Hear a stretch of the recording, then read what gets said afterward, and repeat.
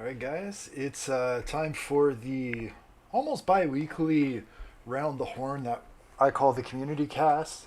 I got a ton of fun games to go through here today from a whole bunch of people in the community. So we're gonna just like rip through it as usual and see what we can learn, see what we can laugh about. You know the deal. Grab your beer, your spicy tea, your coffee, whatever it is that gets you going. Sit back, relax, and enjoy.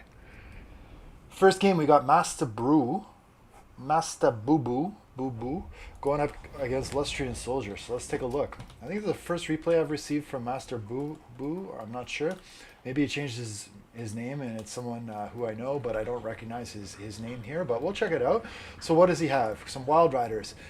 In the back, he's going to screen off those corners, check, make sure that nobody is there early on. Makes sense. Deepwood Scouts, so Skirm Archers are definitely in the meta game. We got some Dryads across the front line. Good old Glade Guard Starfire Shafts, it gives them some AP shooting because the Deepwood Scouts don't have access to the AP with their missiles. At least not very good AP. And then there's a Glade Lord. I'm assuming this is Glady with the net. It is, because if you are going to go with sort of a skirmishy kite build, you probably want to use that snare. Now, Beastmen are very mobile, so they can definitely overload you with the number of targets you need to snare. Here we're seeing 4 units of cavalry in the back, another 4 units of cavalry here basically, so that's 8 units, and she's only got 3 snares. So she's going to have to use those very selectively to get some good engagements. Now we do have Morgur the Shadowgrave here, so if there's no anti-air shooting, then the Glade Lord can pick away at Morgur, or the Cygor potentially. I do like the Cygor pick in the matchup against the Wood Elves. You definitely do want to have sort of an answer to the Archer play, I would assume. The Ungor Raiders are going to try and get some early pot shots here probably on the Glady. The Glady is going to want to be selective about where she's trying to pick in on Morgur. But still, that is a little bit of information for the Wood Elves. They are going to basically get the intel that there's a group of Ungor Raiders here. So that early scouting is not the worst thing in the world. And Beastmen don't have access to a net, so they can't do too much to punch the Glady. On the other hand, it doesn't look like there's any heals. Oh wait, Branch Wraith. No, interestingly, Branch Wraith only has Malakoth's Mystifying Miasma, so no Earthblood, which means that there's going to be no access to heals for the Glady.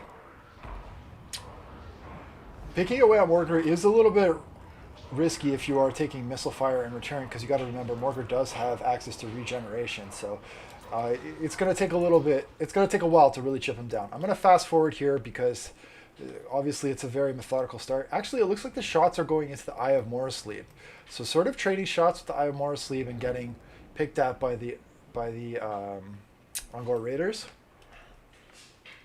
Oh yeah, so the Eye of Morrslieb does have a net. That's a great point. Thank you for mentioning that, Nameless. Yeah, the Eye of Morrslieb can net, of course, the Glady. In which case the Ungors could do a decent amount of damage to her. Looks like the rocks are being chucked at the Glady, which is kind of an interesting choice. I have seen those make some pretty good contact with flyers in the past, and it can do some solid damage if it does connect. But it looks like the micros being really intense here, able to dodge most of the shots, and not too much connecting. I'm going to fast forward a little bit. We'll see what happens in the main engagement, but so far just the Glady trading shots with the Cygor pretty effectively. Baiting out a lot of ammo here, and taking away about 30% of the HP on the Eye of Morrslieb. So I was incorrect. I thought at first that the Glady was going to be trying to shoot at Morgur, but actually it's going after the big bad Cygor. Not a bad choice, because I mean, I guess the archers could take down the Eye of Morrslieb. Well, we'll see. If you're the Beastman player, I mean, maybe you just want to go after those Dryads in the Treekin. I don't know. We'll see. So the Cav able to dodge the shots from the Cygor. So Cygor has not had a lot of luck at actually connecting with much of anything so far. He's actually pitching it into the Treekin, it looks like. Okay, now we got the main fight underway. So Chaos Warhounds are going to try and get up here. They're going to get countercharged by Wild Riders. They're going to fall back, but the Wild Riders could make contact with the Ungor Raiders. That's a pretty nice pickup for the Wood Elves here. On the other hand, front line, looks like Deepwood Scouts gets tangled up with some Ungor Spears. They're going to fall back. Dryads making contact across the front line. Same thing over here on this side. Gorherd getting into the Archers. and the responses from the Dryads over here. The Archers are going to want to fall back here. But the Cav engagement, for the most part, going in favor of the Wood Elves. But that's only half the story, because only half of the resources have been commit. The other half are here in the back. But Wood Elves have been able to kind of deal with one unit of that 4 squad of Cav, and then maybe they can turn around to deal with the second unit. So they haven't had to deal with all 8 units at once. So overall, I think pretty okay start for the Wood Elves. Balance bar slightly in favor of Beastmen at this point in time, though. So we'll watch that closely. These Ungor Raiders are being screened out by the Dryads, which are making an aggressive play to kind of push them off. This side of the battlefield is pretty much secure for the Wood Elves, so they can start to turn around and dedicate resources to this other side. Centaurs in the back, Chaos Warhounds in the back, and then we also have some Centaurs back here. Dryad's going to trade okay, maybe still lose in this 2v1 engagement, but that middle pocket looking pretty good for the Wood Elves. Eye of More Sleep is still pretty healthy and up, and of course the leadership of the Beastmen is still intact, but the Brave Shaman of Shadows is in a little bit of trouble here, even though it's only Deepwood Scouts. We'll see how that pans out.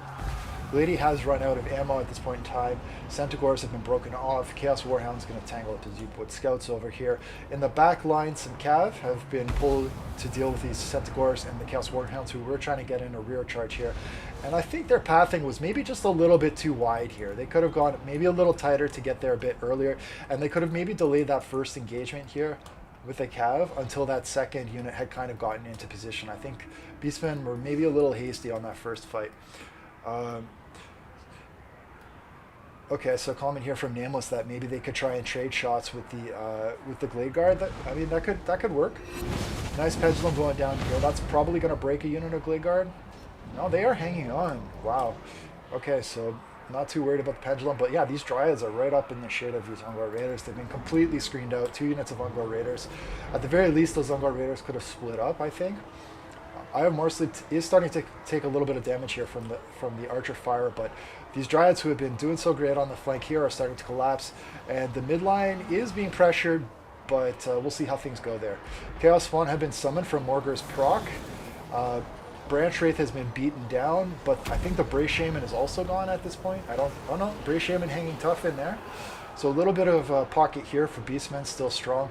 Balance bar still in favor of Beastmen at this point. But Eye of More Sleep's down to about 20% HP. If you can get the terror-causing unit off the field, that's really important, especially as it gets down into the late game, because a terror-causing unit can single-handedly wreck your army. There are some resources that have regrouped in the back here. Beastmen should be trying to bring them back into the fight, and it does look like they're going to be doing that. Meanwhile, Wild Riders picking off the Ungor Raiders in the back here. Some more resources here from Beastmen that need to be utilized. Over here, these Branch Wraiths, man, they've done really well. 102 kills, so the Chevrons definitely paying for themselves here. They did lose, but that is a lot of damage that they picked up in a 2v1 scenario here. Deepwood Scouts are, looks like they're actually fighting these Goreherd and doing okay at this point. I'm not sure. But Balance Bar seems to be creeping more and more in favor of Beastmen, but we have to remember there is a summon on the field, and as the summon drops, it should maybe shift the balance of power back towards the Wood Elves, but we'll see. Treemen are still very healthy, and honestly, Treemen, they can buy a lot of time for the Archers, but Archers are almost out of ammo now. They have... See, the one thing about the Cygor, even if you do try and shoot it, like, it has a huge HP pool, and it is going to exhaust a lot of your ammo, just trying to bring it down. So you did see the Glady use basically all of her ammo on the Cygor. Now most of the shooting from the Deepwood Scouts has also gone into the Cygor, and it's still standing. I mean, that just shows you how tanky it is. Morgur's able to chase off the Glady. Archers are mostly intact. These Chaos Warhounds are pretty tattered, and they're going to break at this point. And it's kind of some low leadership Beastmen stuff here across the board. So we'll see how things go. The Wild Riders, let's check in on them. So it looks like there's only 1 unit left. They just broke some Ungor Spearmen. There is a unit of Centaurs who are going to try and meet them, I guess. I think they tried to charge into the Deepwood Scouts, but got countercharged by the Wild Riders. Dryads coming up on the flank here, pushing up on the Goreherd, trying to free up some real estate for the Glade Guard with Starfire Shafts. Like, Balance Bar is in favor of Beastman, but honestly, there's not a lot left on the Beastman roster that, I mean, outside of Morgar, I don't really understand why the Balance Bar is what it is. So, I mean, Centaurs are still here, but the Wild Riders and the Treekin are going to be a big, big problem for the Beastman. I'm totally confused with the Balance of Power at this point in time. Yeah, I think the Beastmen did have the tools to shut down the Wood Elf shooting, and they kept them busy for a while. But I don't think they succeeded in fully taking it offline. So I'm gonna fast forward a little bit. I think this is trending in favor of Wood Elves, even though Balance Bar is what it is. I think a lot of that's just because of the heroes, and I think the heroes are about to get surrounded. So Brave Shaman of Beast getting surrounded over here, and Morgar just being kited while everything else gets killed. We're gonna. Oh, I didn't mean to go to the tack map here. We're gonna swap back here. I'm gonna fast forward here. I think Morgar is basically just gonna get surrounded once these other things can be just taken off the field, and that's gonna shift the balance of power. So we can pretty much see how this is going. So very well played. Thanks for sending me that replay, Master Boo Boo. Cool seeing a new player dropping me a replay. And good try to Lustrian Soldier. I think just Lustrian, he needed to win that Cav game, and I think he sort of lost, I think, too much early on versus the two units of Wildwood Riders. That's my read on that. Okay, so we've got another game here. We've got Tanker and Botrix. It looks like teaming up against Professor Pipes from XMT Crew and Shared Psychosis. So we're gonna check this one out. This is not my first community cast, so I had the foresight to bring a drink with me so I don't lose my voice like halfway through the cast. That is wisdom from experience talking right there. I'm also checking some work-related stuff while the game loads here.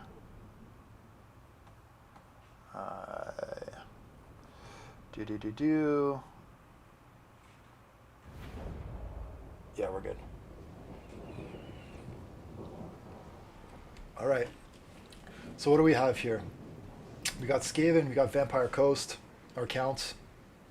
Right King hanging out with Poison with Mortars. I'm guessing Botrix is playing Skaven, and Tanker is playing the Vampire Counts. It is pretty brave, I think, to pick Vampire Counts into an Empire game because they do have the Luminarch and all these other sort of things. Karl Franz up in the air. That's kind of a cool pick. You don't see that often. Is there a life caster? Of course there is. Jade Wizard. I think Pipes is playing the Bretonnians. Or sorry, the Empire. Don't quote me on that. But if you see Karl Franz, you know there's a life caster somewhere. So try and find him. I mean, at least if it's a good player. There's also a life caster for the Bretonnian squad. But you do have Luan Kerr, which means that really you only need to be using the life cast into probably the Paladin, because Luan is going to take care of himself for the most part. Grail Knights on the flank and Grail Guardians. So pretty high tier Cav, screened out by some Yeoman Archers who are going to take some pot shots at these Fell Bats and do some pretty good damage. Baiting out an early Invocation of Nehek on a 300 gold unit of Fell Bats. I have mixed feelings about using that Nehek. I mean, I guess 300 gold is 300 gold. Is it worth 7 Winds of Magic? I mean, a zombie summon.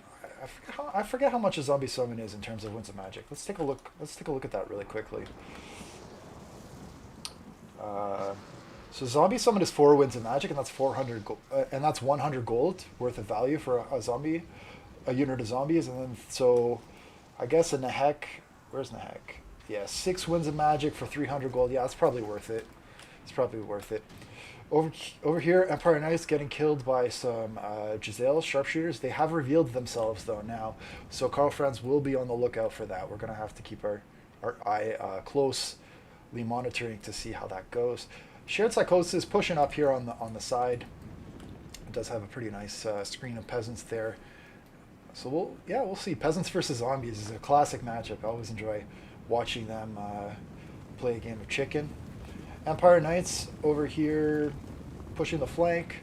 They're going to be sort of met with some Black Knights on the other side. I do really like the Black Knights on the Vampire Counts roster for 700 gold. They just seem so cost effective. You got some spears in the back. Yeah, like we already said, the double Right King and Vlad on foot. Karl Franz is starting to take some shots here from the Giselles. Now, one thing I do like to do is if you are going to bring some anti-air shooting like the Giselles, is try and combo it with like some sort of snare in the air. If you got Howling Warp Gale, or even if you got the Rattling Gun team that can slow movement, or the Master Assassins who can slow things, the Ashen Sorcerers. I mean, man, there's so many tools in the Skaven roster that can be used to control the move speed of flying characters that can really help you net so much more value from those Giselles. So over here, some shots going into the men-at-arms, just chipping them down. Black Knights getting into it, getting countercharged by King Lewin the Paladin. And we haven't seen the heavy cav arrive just yet. It does look like they're taking the patient approach, pushing through the trees, trying to be really stealthy. But because they're being so cautious, it is opening up some opportunities here for some sort of 2v1 scenarios. I mean, Skaven is shooting in here, and the Vamp counts are getting some work in. On the other hand, Pipes is getting active over on this left flank with the Empire, and these Black Knights are in tough here. Black Knights do have pretty solid defensive stats for their cost. You've got 110 armor and like a decent HP pool. I know their melee defense is not the best, but against the Empire Knights, they should hold for a little while. I mean, they're going to lose this for sure, but they're holding and buying some time on the right flank versus Bretonnia. The balance bar is trending slightly in favor of Bretonians and Empire, but it is far too early to call this. Meanwhile, the Poison Wind Mortars are getting some really good value shooting in on this Cav blob as they were fighting those Black Knights. So we'll see. Let's take a look at this volley. Just see if it's able to connect and do some worthwhile damage here. Doesn't look like too much because they were moving at that point in time, but that is a big cavalry pocket here. So Tanker looks like he's falling back with his vampire counts on that side. Let's check in on the Bretonians. Over here, looks like a lot of the peasants and other things, they're starting to have some leadership issues from being damaged by artillery and other things. Black Knights are doing work on the peasant mob. They're going to be cycle charging, and the heavy cav units still being very, very patient here. So, I mean, maybe they could go in and just kill the rat ogres. I'm not really sure here. Left flank definitely taking a lot of pressure. Balance bar pretty much dead even. Karl Franz is getting screened out. He's going to want to fall back and get some heals from his Jade Wizard. But look at this. Tanker right on top of that Jade Wizard. That scouting paying off. Getting in some nice work there. I don't know if he could have changed the formation there to get a few more units in contact. It looks like there is a space there where it's not really fully surrounding the Jade Wizard, and every bit of damage on a caster certainly helps. But over here, Black Knight's getting charged, and this part is looking really dicey for the Vampire counts. It's not often you see a really heavy cav build from the Empire, but I can see it working well against the Vampire counts because Vampire counts just generally struggle with large. So if you can overload them with large, it can be a big issue. And it also does very well in Skaven, so I do like Professor Pipe's build very much there. Grell Knights, Grell Guardians over here in the back. Looks like they're looking for an opening. Are they finally going to commit to a combat? Here they go. They're thinking about it. No, they're thinking about it. I mean, they could go dive here where Lewin is, but of course the Hell Pit and the Rat Ogres are there. I don't know if it's the best place for them, honestly. They could probably just scoot around here and hit this pocket. I don't know if they need to get involved in this fight here with Lewin. Lewin can just peel out if he needs to. So left flank is collapsed. Right flank holding strong, kind of. And center pocket holding strong. We've got Snitch, the two Right Kings, and Vlad. Of course, that's going to be a very, very strong pocket. Difficult to kind of push through. So if anything gets really in trouble, I mean, Skaven and Vamps, they can always fall back to Snitch, the two Right Kings, and Vlad, and just hope to outlive the Cav. But yeah, man, what a grind over here. It looks like the Eshin Triads, the Hell Pit, and other things are doing a lot of work on these Grail Knights. So definitely not an optimal engagement, in my opinion, for these Grail Knights. They could have been used much more effectively elsewhere.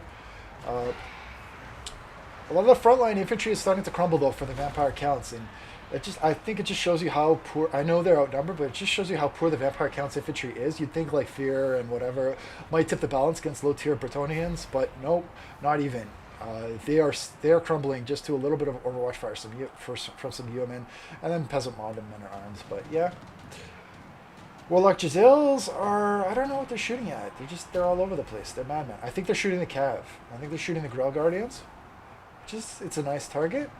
They're being pinned by the Black Knights, and the Right Kings, Vlad and Snitch, are also trying to chip those guys down.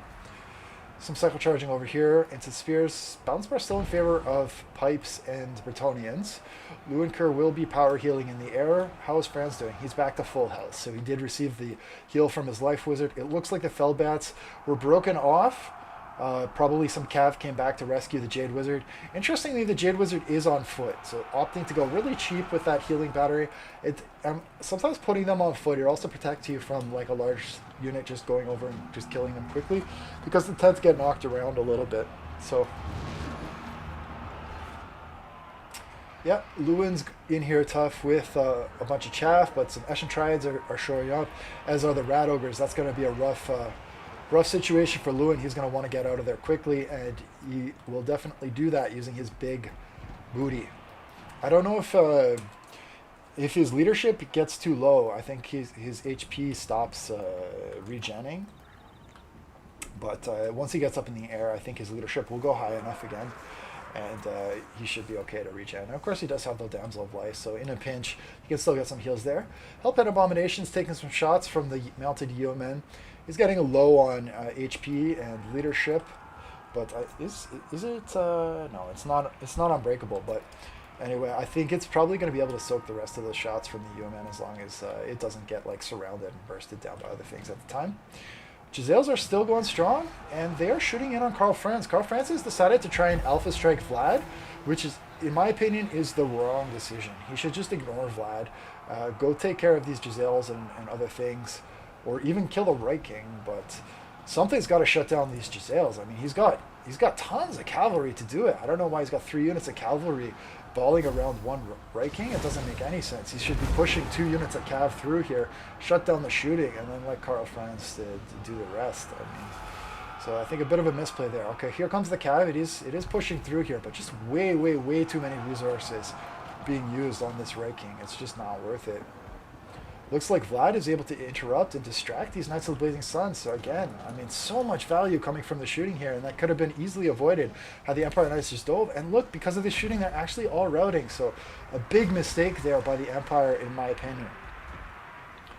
Now the Hellpit is getting wrapped up by Grail Guardians over here, and we do have Eshin Triads helping out the Hellpit. Hellpit is regenning like crazy. So regen on both sides. Lewin back to full HP basically off his regen, but Hellpit is also steadily creeping back, and both are showing their healing caps right now, the bars. Black Knights holding steady.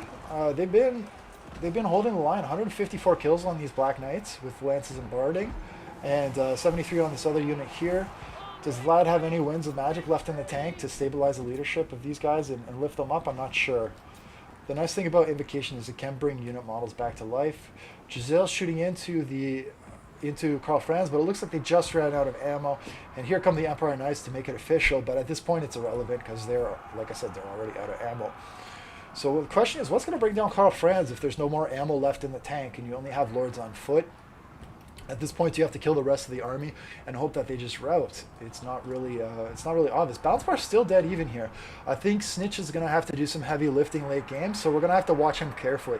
If there can be like some sort of a pin or Karl Franz gets out of position and Snitch can just kind of dumpster him really quickly, that could really shift the balance of power here. So I think Snitch is going to be the MVP late game here. That's my prediction. So Karl Franz does land. Here comes Snitch, I think. But he's been tied up with some yeoman or whatever else. I don't think he's going to be able to get there in time. Karl Franz is back up in the air. Black Knights tying up with Empire Knights, and Big Bad Hellpit coming in here and dropping the pain on the Empire Knights. Going to savage them up, wreck them up, and they're going to tear it out for sure. Knights of the Blazing Sun thinking about avenging their fallen comrades, but wisely deciding to be more patient. Lewin going after Vlad here. Again, I think that's the wrong decision. I think you want to just ignore Vlad. I mean, he's just a tank. He's super hard to kill. Kill everything else, you know. There's certain lords where you just want to ignore them. Svigald is probably on that list. Lewin Kerr is on that. Sorry, Vlad is on that list. You got Tyrion on that list. Just screen them out. So really atrocious fight here. And here comes Snitch. This is going to be the moment of The moment of telling. So Carl Franz dives in here. I don't know if you saw Snitch. The regrowth gets popped. This could be the big mistake that costs him the game. Trying to goon out Vlad while Snitch is nearby is very risky. Snitch going after Carl Franz, but he doesn't have the snare. He's going to turn around, go back onto Lewin Kerr. Lewin Kerr is at his heal cap, so all of that damage is going to be permanent. And I do think Lewin's going to probably die from this. I mean, he's fully surrounded. He's got Rad Ogres, Hell Pits, Ashen Triad, Snitch. I think he's going to drop, and you're going to see balance bar shift in favor of counts. And yeah, look at his HP just dropping so hard because of Snitch. And then leaderships could be an issue for Bretonnians because they don't have the best leadership, and these are all men at arms and low tier things. I mean, 8 Growl Knights, but that's going to cause a chain route for the Bretonnians, and then Empire is going to be in tough. Empire is going to try and all in here and bail out their boy Lewin, but that's just going to add, like, what is the expression? Like gas to the fire, because now you basically swapped in Carl Franz to the situation where Lewin just got wrecked, right? You're going to try and cycle out of there, and he does escape. I do think the Rat Ogres tried to pin him, but oh man, it's all in now. Empire fully committing here. This is the scrap you like to see. Balance bar actually slightly... I want to see slightly in favor of Empire and Bretonnia, but it's shifting back and forth again and again. But there's Snitch, the late game hero. Like I said, that hard net is going to just do so much damage if he can get onto him. Now Snitch is terrified though. The effect of Carl Franz's big mount and the little bit of damage prevents him from really getting in the damage he needed when Carl Franz was snared. So that is something you do have to think about, is the risk of terror. Oh my goodness. Lewin does rally. He's flying up in the air. Bounce bar still in favor of Empire, but Right King's pretty healthy here. Hell Pit Abomination still regenning HP. Is the Hell Pit going to land some hits on Carl Franz? You have to think at this point Winds of Magic have got to be pretty low for the Empire and for Bretonnia. I don't think you're going to see any more regrows coming through here. Similarly, I don't think you're going to see any more zombie summons or anything coming from Vlad. But Vlad can tank with the best of them, and as long as he's still on the field, the Vampire counts have a claim to the grounds here. I'm going to do a little bit of fast forwarding at this point because I do have a lot of other replays I want to get through here, and it's a bit of a grind at this point. So we're going to see who comes out on top in the grind. But Carl Franz has been pinched here. There goes Snitch, getting his revenge. Lewin's going to get the same fate. And yeah, that's pretty much all she wrote. So can we make it official here? We can. So congrats to Botrix and Tanker on taking down Pipes and Shared Psychosis. That was a fun game to watch. Vlad just holding the line, man. And Snitch, late game, getting in on those big targets there. So Shared Psychosis, I think he could have been a little bit more careful with how he used the Grail Guardians. Pipes, like I said, I think his Empire Knights could have pressured out the Giselles a bit earlier. And other than that, I think it was a really well-played game for both sides. Yeah, Lewin's crazy, man. He's one of the most OP lords. He definitely makes the top tier lord list. I should make a lord list, like a tier list of lords. I don't know if anyone's ever done that, but that could be kind of fun to do. All right, so I got a bunch of games, like ladder games between myself and Tanker. I'm gonna save those ones for now, because I don't want this to be all about me. It is a community cast, and I might do those ones separately later. So let's do this one. So we've got High Elf and Wood Elf going up against Norska and Warriors of Chaos. This is Tanker and Zephyrian. And then I just keep working my way down the list. Maybe I'll go back to the other ones with Tanker later on. All right, so this is a Techless build that I've seen sort of making the rounds lately. You go with a bunch of really defensive stuff that's just impossible to kill, and it's going to buy you a ton of time to do work with Techless. So what does that mean? Well, Silver and Guard, they're just good versus everything. They're just going to last. And if stuff tries to ball up on them, you got Vortex spells at the Yazoo with Techless. Of course, you also have the 2 Sun Dragons who could drop some breaths. We got the Forest Dragon over here. We can also drop breaths. So between Techless and 3 dragons, you have Vortex spells for days. Is there a Branch Wraith around here anywhere who has Pendulum? Because that can also offer some Vortex spells. No, but there's Orion, and Orion's got the Hound, so there's Vortex spells right there. Ooh, early shots here going into the Berserkers. They're going to be able to do some work there. These guys are going to definitely want to kite here. I think they are in deep trouble, though, because there's no support. So they're going to get run over by Norska, I would think. If these guys, the horsemen should be just going into melees just straight away and diving these Wave Watchers and just preventing them from kiting without taking a ton of damage. Shooting into Orion in the woods is just a waste of time here. And look at all the damage they got to take for no reason here. These just got to dive, snare, and that'll allow all the berserkers and other things to hit. On the far side, what do we have? A Hell Cannon over here. So Chaos. See, this is the risk of bringing artillery in a 2v2. Like, a lot of people will bring artillery and they'll forget about the rest of the map. They'll be like, as long as my artillery is firing and I'm protecting it, then I don't have to worry about what else is going on in the map. But like, his ally is fully committing over here, and what could happen is these guys are gonna go and rotate over here and basically 2v1 Norska potentially. And if he doesn't commit his frontline resources, then his ally's going to die, and then he's going to get 2v1'd after that. But we'll see.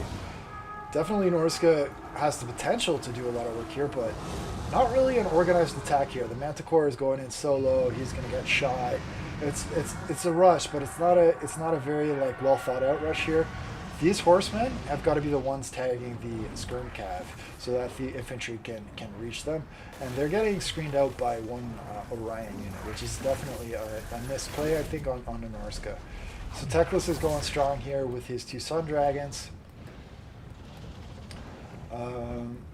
Let's see if some breaths go down here, but nothing too crazy just yet. I'm going to try and keep both parts of the battlefield in view here, but I do have to start paying attention to Chaos. They are starting to poke a little bit with their skirm cav to scout out what's here, but Sisters of Avalorn screening them out pretty effectively. Chaos Chariots are going to try and get in on the Sisters of Avalorn, but Silver and Guard are repositioning to come deal with that. Teclis is also able to go over there and drop a net if needed. Meanwhile, these Marauder Berserkers are being interrupted by the Forest Dragon. Balance bar is still pretty even here, but I do think, just reading from how things are going, it's got to be trending in favor of the Wood Elves and the High Elves, because High Elves and Wood Elves can both heal through a lot of this damage, whereas Chaos and Norska, the damage that they take, it's pretty permanent. There's no coming back from that. So we'll see how it goes. But yeah, these Berserkers are kind of in no man's land here, with like 1, 2, 3, 4, 5 units of archers just shooting at them. Yeah, that's definitely going to be super painful for them. So let's check in on the Chariot. So the Chariot did get greedy here, tried to dive the Sisters of Avalorn, and of course they got probably netted by Teclis, eaten by the dragons, and speared in the butt while they were trying to do all of that. The Skirm Cav, I don't know what they're trying to do here. I don't know how balance of power is in favor of Chaos and Norska here. Doesn't make much sense to me. Hawkeyes of Jakir are over here with the Eternal Guard. Pendulum going to rip through, but the angle was really awkward on that. It could have done a lot more damage if it was angled a bit better. Some strange spaghetti formations here from the Wood Elves, but hey. And yeah, I think the Berserkers are dropping. Norska, they're pushing the Wood Elves, but we'll see. Silver and Guard are not on guard mode, I guess, and they're chasing after the Chaos Chariot. They have no chance of ever catching it, so they should just be pulled back at this point. Sisters of Avalorn are taking some shots from the Hell Cannon, Soul Damnation, which is about at 60% of its HP right now. Shot's still going in here. Sun Dragon is A-okay. I'm going to fast forward a little bit here. So here comes Norska. They're pushing up on the flank. Manticore getting chipped. And Charge is coming in here.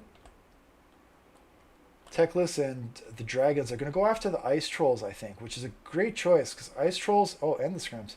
Yeah, all of these things have low leadership, so you bring in a big terror-causing thing like a dragon, it's going to take off. Teclis and the Dragons are still very healthy.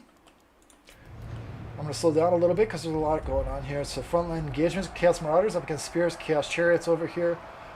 Just one unit kept in reserve. They've chosen with halberds to protect the Hell Cannon. It looks like it just smoked some of its own Marauders there. That's a little painful. You might want to reorient them onto the Talons or the Sisters, but hey. Ice Trolls have regrouped, but not being used just yet. And here come the big breath attacks on Archaon. So Sun Dragons are not known for being able to do a lot of damage to individual entities, but if you got 2 of them, and he can't heal, and you have Teclis too. I mean, that damage adds up. Alpha Strike coming here from the High Elves. They are going in on Archaon. Archaon probably has the Slayer of Kings, but he's fighting 2 dragons. They are not kings. And it does not look like the Slayer of Kings is even procced right now, so maybe he used it too early. Teclis is probably going to chase off the Sorcerer of Death. I'm not sure here. We're going to watch that. But yeah, Archaon in a 2v1 situation here versus Sun Dragons. Now, one thing you do have to watch out for with the Sun Dragons is their leadership is not the best. So it looks like everything's getting mocked up here, actually. Oh, here comes the Pendulum. Going to rip through the Spearman. That's a really nice cast from Norska. Pendulum is a fantastic choice for regular High Elf Spearmen. It just clears them out and just saves you so much hassle of trying to chip them down. So Norska, despite some initial setbacks, they are starting to push through and get in some backline pressure here to the High Elves. And Wood Elves? Wood Elves are largely out of ammo at this point. Chaos Chariot back online. And over here, we've got some Eternal Guard going up against Chaos Marauders. Not the best place for the Eternal Guard, but they are holding strong for now. And over here, we got Teclis and the Dragon Duo just mashing on some Skirm Cav. Balance bar very much in favor of Chaos and Norska at this point in time. Archaon is sitting around 40% HP. He's also getting sort of sniped by the sisters, I think, but he's also kiting that pretty well. So a nice micro there by the Chaos player. Just keeping an eye on Archaon, keeping these sisters busy and not really taking too much damage. Teclis is going to come in here with the dragons, probably shut down that Chaos Chariot. And this could be just a bunch of infantry versus Teclis and 2 dragons. And we'll see if their Breast and Vortex spells are going to be able to sort of carry the day here. Now, in my experience, Teclis is super, super strong, and he has been able to carry games really hard. But will this be too much for him? I don't know. Orion is also one of those sort of meme lords who's really, really hard to kill. But really nice micro from the Chaos player. I'm liking how he's keeping his lords alive by just dodging, weaving. Really nice stuff there. Archaon's still alive. Does Archaon have Fireball? No, so he's gone with the melee version of Archaon, basically no cast. Instead opting to go with Purple Sun and Spirit Leech, which is an interesting choice. I probably would not bring Spirit Leech against the High Elves or the Wood Elves, honestly. I don't know why he wanted to go with the Lure of Death against this particular these particular armies. I think Lure of Fire would be fantastic against Wood Elves. Granted, I think the Flame Sword of Ruin is still bugged right now, but Flame Sword of Ruin is very good counter to Wood Elves. Okay, here comes the big Phoenix from Teclis. The 2 Sun Dragons are going to dive down into combat here to pin them. It looks like they missed a little bit, but still enough to do some damage here. Probably clips about 2/3 of the unit. Teclis is going to skedaddle out of here before he gets pinned by Archaon and other things. The Dragon's trying to get out of here. I think they will get okay. Wolfric's trying to come over here and help out. Wolfric is very healthy. So nothing is left now except for Teclis and 2 dragons, pretty much. 1 unit of very tattered spears. There's, of course, Orion, who's going to be just a jerk and heal up. Are we going to see any breath attacks coming down here? Ooh, nice charge from Teclis.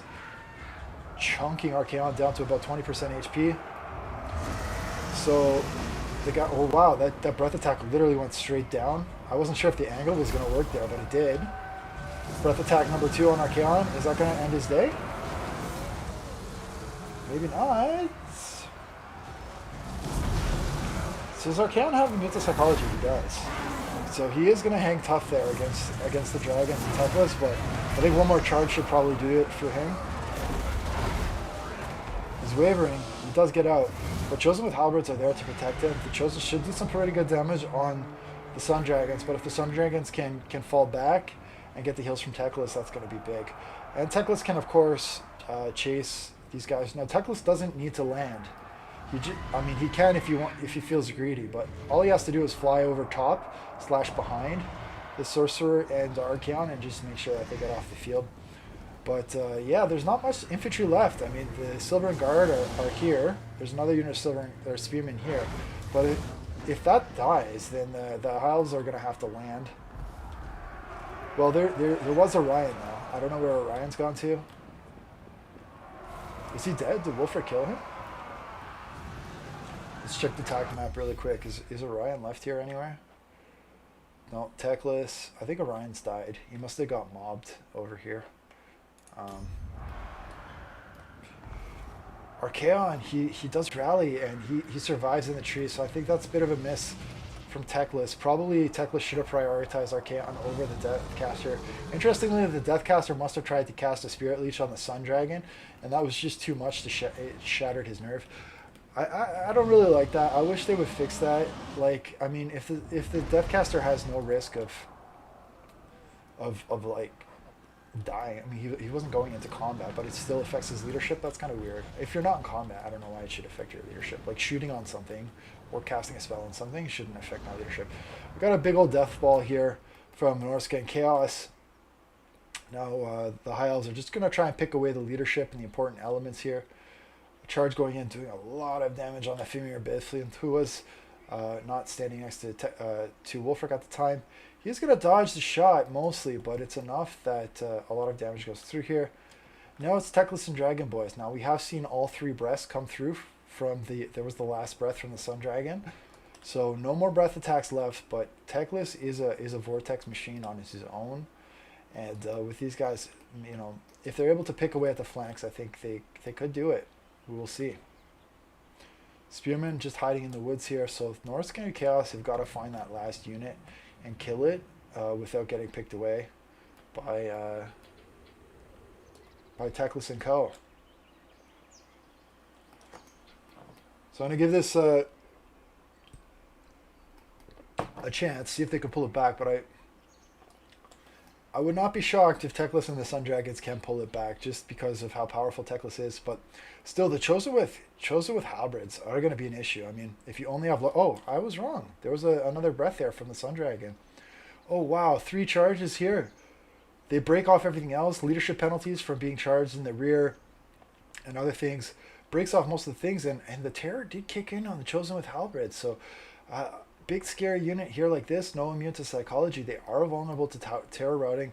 Wulfric needs to be here with these Chosen to stabilize their leadership. Meanwhile, he's busy, I guess, chasing around the Spearman. So a bit of miscommunication there between Norska and Chaos. Chaos got left behind while Norska went to go chase the Spearman, which meant that Chaos just got fully surrounded. And that is, some people have commented that that's a big difference between Blackguard versus Chosen with Halberds, and the reason why people think Blackguard get the edge is because Blackguard have got immune to psychology, whereas the Chosen with Halberds do not. And based on their battlefield role and how elite they are, that's why I think the Blackguard sort of take the edge on like in terms of the unit value. But yeah. So I think we can see which way this is going now. Everything is being like just cut up and isolated. Norska and Chaos have not been able to regroup. So I can tell already that Teclis and the Dragons are going to win this. But I do want to make it like at least mostly official. Are they going to go for the big hit on Wulfric now? Because that could end the balance of power right now. Just trying to get into position here. That Spearman just running to the far corner of the map, just getting out of reach so that these guys can't take them out. Yeah, no, they're going to go after the Chosen with Halberds. Break those off. Balance of powers now solidly in favor of the High Elves. Oh, they could have just finished that. Teclis is still doing fine. And yeah, Teclis is so strong right now. And if you give him an escort of some other fly, I mean, these 3 units carry the game. They literally killed like 2 armies basically, almost all of Norska and almost all of Chaos. Granted, you could say Chaos could have positioned more patiently with Norska, but they wouldn't have had the mobility. Like it would have been, I can see why they did it. It would have been really frustrating if you're the Chaos and Norska player and like literally all you can do is stand still, because if you chase after the Spearmen, you're going to get picked apart, because not everything has maybe the foot speed to keep up with these Spearmen or the other guys. These are 33 speed. I mean, yes, the Marauder Spearman could probably do it, but I think Chosen with Halberds probably don't have the foot speed to keep up. So if you do chase the Spearman, the Chosen Halberds can get left behind, and yada yada. So one last attack here. We'll make it official, and there it goes. Wulfric's going to get eaten, and that is the end of the battle.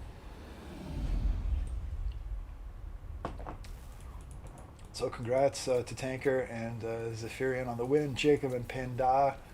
Nice stuff out of you guys as well. I know it's super tough to deal with that build. All right, I'm excited to see this one because we've got Warriors of Chaos. Hi, Botchix, by the way. We've got Warriors of Chaos against the Vampire Count, and this is featuring the Chaos Lord on the Dragon, which is my favorite way to play Chaos because Chaos is not known for their Air Force, and they're not the strongest of factions uh, in general, but in the era especially. And challenging the Vampire Counts to a fight in the air is very brave. So we'll see if Z Melon can pull it off. Z Melon is a very strong player. So what did it bring? Pretty much the full kit. He's got Pendant of Slaanesh, which is amazing, but you have to remember it only recharges if he's in melee. So plus 40 melee attack, and more importantly, plus 24 speed gives the ability for the Chaos Lord to kite a lot of things, but he does have to sort of fight to get that Pendant of Slaanesh back. Yeah. He's got the Filth Mace as well, which gives him poise. He's got standard ground, so he can kite with the best of them. Over here, this Chaos Sorcerer of Shadows getting absolutely mauled by the Devil of Schwarzhaven. He does not have the best foot speed.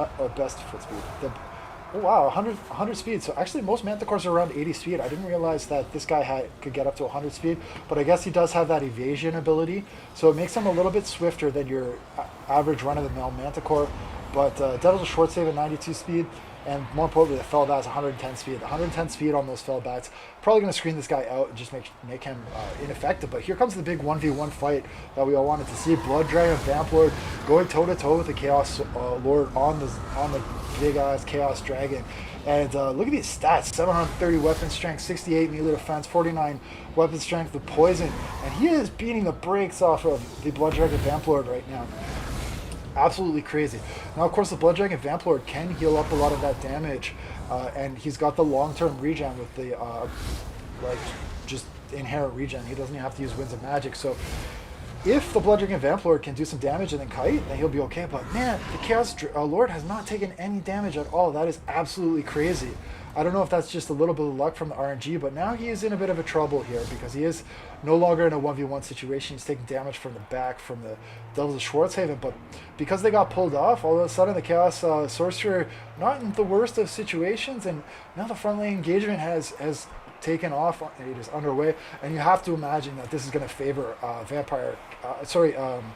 Chaos. Like, if you're a Vampire Counts, and you invest this much in the air, you probably want to delay the frontline engagement as long as possible because you're probably going to lose it. You want to make sure you win the air fight, and then afterwards you want to fight on the ground. But yeah, Battlespore slightly in favor of the Vampire Counts at this point in time. We do see, is that a Malakos that's gone down here? So Chaos Sorcerer Shadow using Malakos, using Smoke and Mirrors, using that 100 speed and using that evasion to just barely kind of steer clear of these Felbats, and as long as it's only Felbats, I mean, he's going to do okay. What he has to watch out for is if these Devils of Schwarzhaven are able to get on top of him. But yeah, it looks like they've decided to fully commit to chasing the Chaos Lord. I think maybe he should have just probably had the Felbats plus the Blood Dragon Vamp Lord go after the Chaos Lord, and then he could have had the Vargeist plus the other unit of Felbats go after the Chaos Sorcerer. But this way, by putting the two Felbats on the Chaos Sorcerer, he's kind of like, he's putting all his damage on the Chaos Lord, which means obviously the Chaos Lord's got a kite, and then no damage on the Sorcerer. If anything, honestly, if anything, you probably want to go after the Sorcerer. The Blood Dragon Vamp Lord could be killing the Sorcerer, and then you could screen the Chaos Lord with Felbats. I don't know, man. There's just a lot of options here. Hexwraith, Chaos Marauders over here are I mean, they're getting cleaned up by the Hex Race.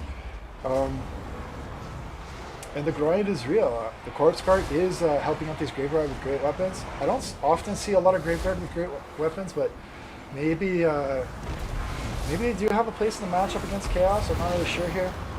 Big smash going down between Chaos Lord and Blood Dragon Vamp Lord, and I love to watch this fight. This is so awesome. The Manticore are going to help out the Chaos Lord, and the Devils of Schwarzhaven are kind of sleeping over here. So the Blood Dragon Vamp Lord is getting 2v1 here. Whereas the Devils of Schwarzhaven, it looks like they're tied up the Chosen Great Weapons. Blood Dragon Vamp Lord is now at his healing cap, so really nice gains there for Chaos in that 2v1 scenario against Blood Dragon Vamp Lord. And Z Melon is going for it. He is trying to 1v1 this Blood Dragon Vamp Lord in the air, and I am so impressed with how this Chaos Lord on the Dragon has done so far. Looks like the Vargheist are going to try and tie him down. They will get in a rear charge there, do some damage, but misplay here from this Blood Dragon Vamp Lord, I think. He used the breath attack on the Chosen with Great Weapons. He could have used it on the Chaos Lord, who was being pinned by the Dazzle Short Saving. And yeah, I don't know, man. Tough decisions here. It's not the worst to go fight these guys, but like, these Devils of Short Save have got to be running away then if that's going to be your choice. Because right now they are getting chunked down, and that means that he's losing his screen in the air, so you're going to have the 2v1. And in a situation where the Vampire counts were the Hunters up in the air, now they're going to be the Hunted. Looks like counts are trying to win the ground fight now. So interesting sort of change of tactics there. But here comes the big bad Chaos Lord going in on the Blood Dragon Vamp Lord, and I think it smells blood. Oh, he holds off a sec. Drops a breath attack, and look at the damage on that breath attack. Absolutely savage. I think that's probably enough to cause him to start crumbling. And now at this point, Chaos Lord just has to stay close by, and that should be the icing on the cake. So, man, I love that fight out of Z-Melon, holding his own against a very strong air faction and beating a Blood Dragon Vamp Lord. It's so cool to see that.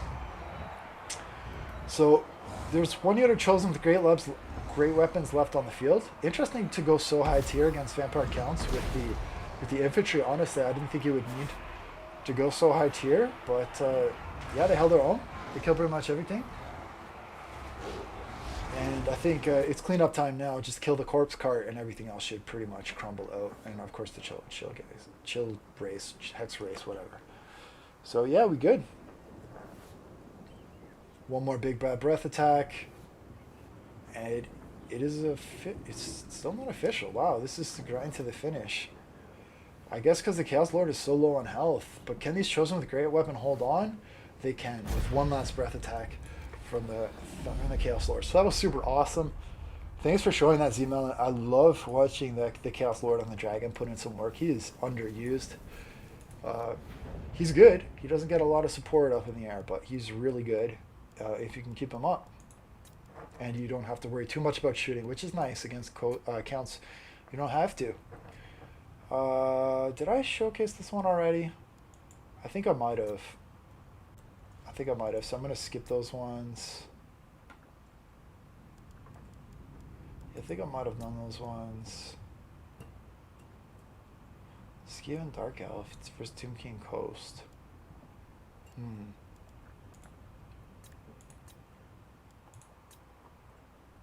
Yeah, okay, you know what? I'm going to show 3 games between myself and Time Lord now, maybe. I might come back to those ones later.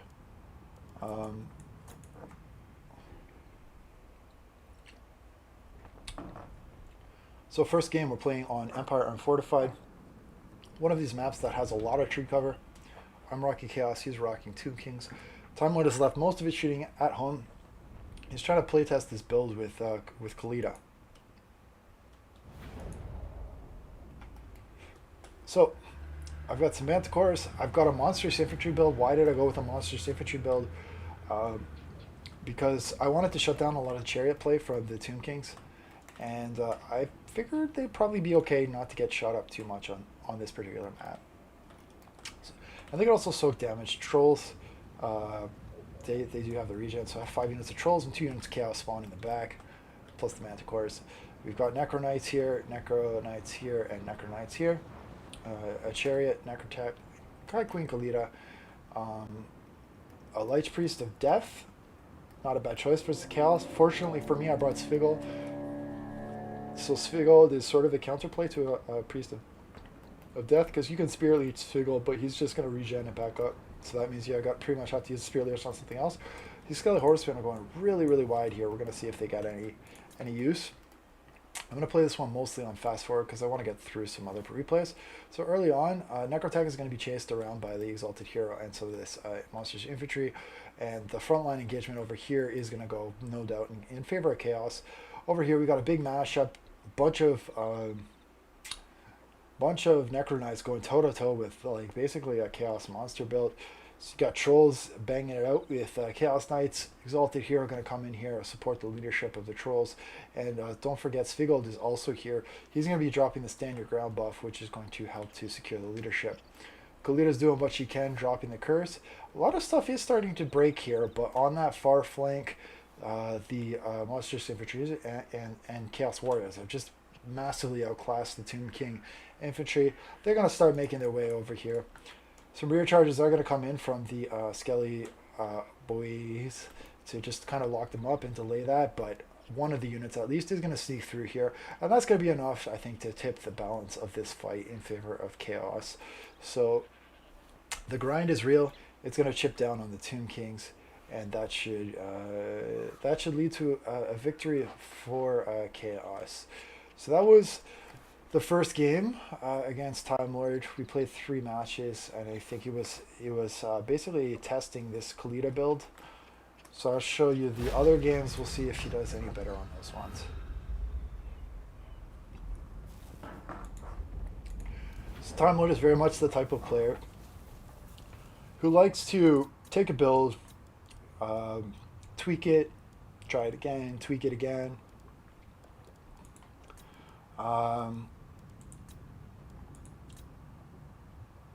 Yeah. So I'm going to show you a twist on the High Elves that was not possible before, but now since their new DLC, they can do some stuff that you may not have seen. So you've got basically like a High Elf impersonation of the Wood Elf build. So we've all seen the Glady on the Eagle, right? And they big a bunch of shooting and you kite and whatever. Well, the High Elves can do that now too, because, well, not only do they have Teclis with the net, but they also have the Archmage of Light with the net. So you can fly around and use the net of Amatoch just like you'd use Prey of Anathrema for the Wood Elves. So in this case, I'm going up against Time Lord again. He's got a similar build. He's swapped in some Tomb Scorpions. He's got the Eyes of Desert, Sepulchral Stalkers. Necrotech, I believe, is on foot this time. He has Kalita, and he's gone with the Khemrian War Sphinx. So he has some stuff to run over like at least the Rangers and sort of lower tier infantry. But he is going to have to deal with that net and be very careful with it. So early on, what's he going to do? Push the flanks with his Scrim Cav. Fine, makes sense. Early shots going in here against basically Chav. Not giving me anything too valuable to shoot at, but damage is damage, and I'll take what I can. Rangers are going to go in here, and they are dicing up the Skelly Warriors. So that's going to have to provoke a response from Time Lord. On the far side, these Skelly Horse and Archers did get into the Shadow Walkers, and did get into these Dragon Prince. Oh, by the way, I am playing a Lithanar's sub-faction, which is why I do have access to the Shadow Warriors, or the Shadow Walkers, sorry. But I didn't bring a Lithanar, so a little bit of a bait there for Time Lord. Maybe he was expecting to see a Lithanar, but because my Lord is up in the air, it's going to be really hard for him to just goon out like my Lord as if I had a Lithanar. Like the Khemrian War Sphinx could just run over a Lithanar or whatever. But putting my Lord in the air, I'm pretty much safe, and he's got to deal with everything else on the ground. I'm going to try and get in a rear charge here. Oh, no, looks like I changed my mind. I'm going to go after the Sepulchral Stalkers because they're facing the other direction. They do turn around at the last second, but yeah, I wasn't sure how Dragon Princes would trade against them. I know the Eyes of the Desert do have anti-large bonus and all this other goodness, but Dragon Princes are no slouches in combat either, and I did have that massive charge bonus, so I'm like, it can't be that bad. And I did try to buff them with Foz Protection, just to put their melee defense up a little bit higher, so they wouldn't take as much damage from the Eyes of the Desert. And overall, I don't think it was worth it. I would not recommend charging Dragon Princes with Sepulchral Stalkers. But yeah, it was worth a shot. I don't play much high elf. I think they just didn't have maybe enough AP here. So Time Lord is pushing me pretty hard here. He's able to get kind of into that center pocket, but you are seeing I'm also setting up a lot sort of on the periphery and getting a bit of a defensive pocket myself. And a lot of his infantry is starting to crumble now. And if these last 2 units of Skellies do drop, or 3 units, 4 units, I need to learn how to count, then I can start pressuring out some of these individual amphibians a little bit more. I'm shooting into this Khemrian War Sphinx over here, and I'm trying to snipe Kalita with limited success on the other side. Now my Glady is going to get in here and help these Rangers to just finish off these Spearmen, free up some more resources for me. Dragon Prince is still very much healthy, and Tomb Prince locking up unit archers over here, nice stuff. Another unit of Dragon Prince is on the far flank here. So I'm just going pretty wide, and he's just going like sort of deeper and deeper into my shooting pocket. Yes, he's locking up some stuff. Yes, he's killing some stuff, but a lot of stuff is dying as well. And at this point, I think I should be able to sort of just pick his army apart little by little. So yeah, if you want to try sort of a high elf twist on the classic wood elf build, maybe give this one a look. Try Luthienar sub-faction, give yourself... well, I guess you can't go techless if you go Luthienar sub-faction, but you can do the Archmage on the Eagle. Then you get the Shadow Walkers, which are amazing with their poison and decent combat stats and long-range shots and all that stuff. And yeah, so that's a fun game. I'm gonna end the suspense there and let you know that I came out on top in this one, as the balance bar suggests. We're gonna go to the next game.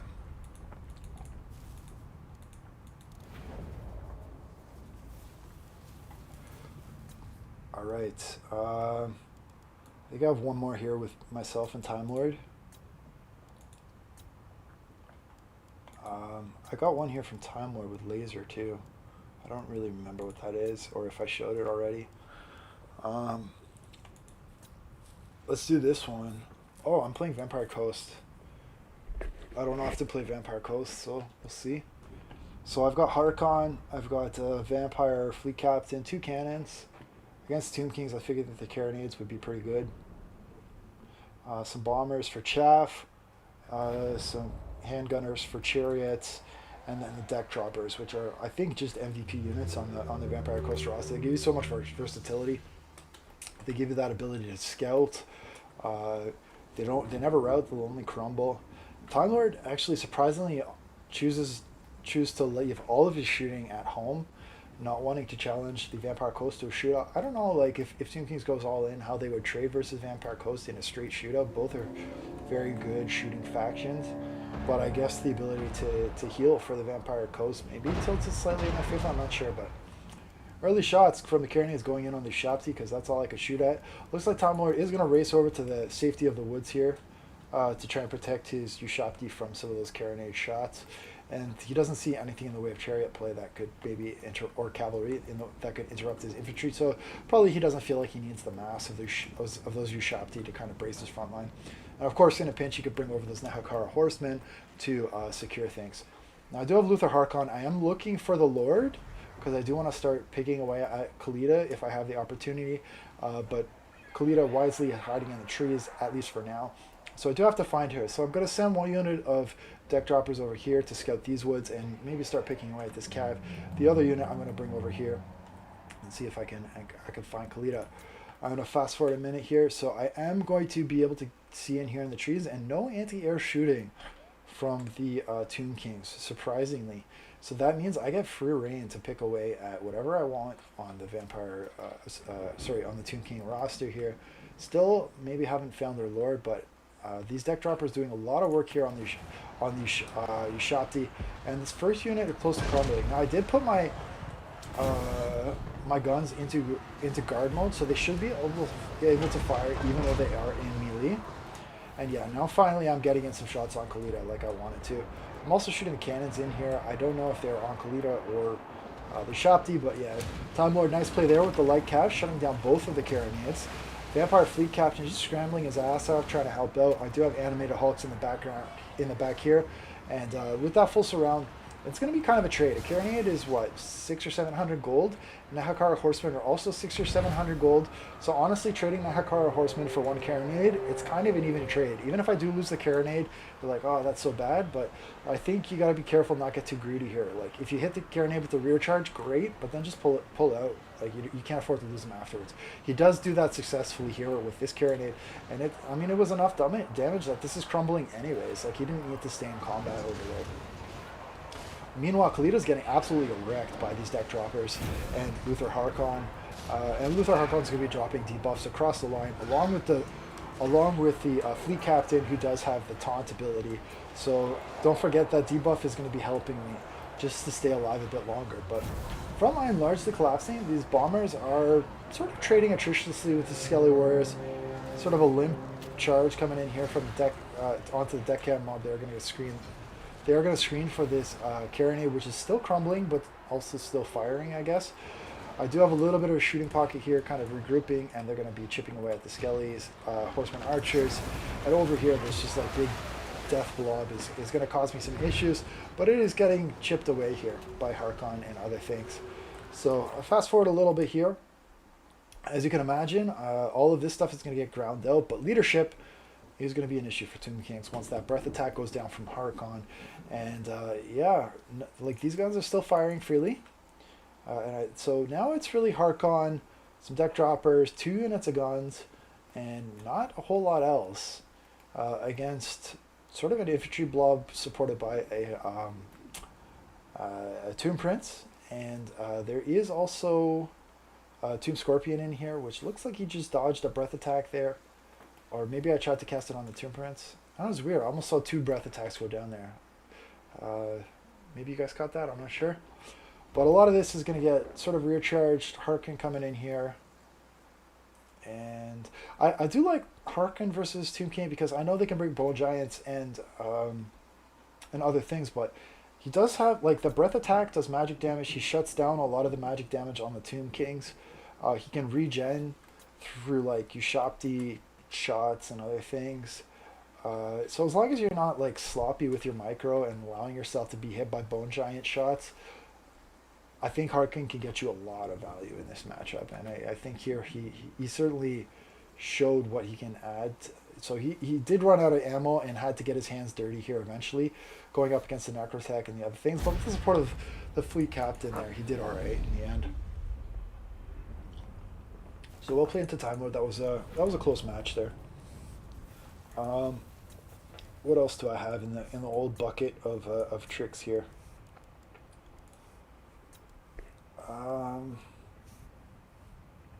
Oh yeah, this was a fun matchup here. So this is Botrix and Six Path going up against myself and Red Sai.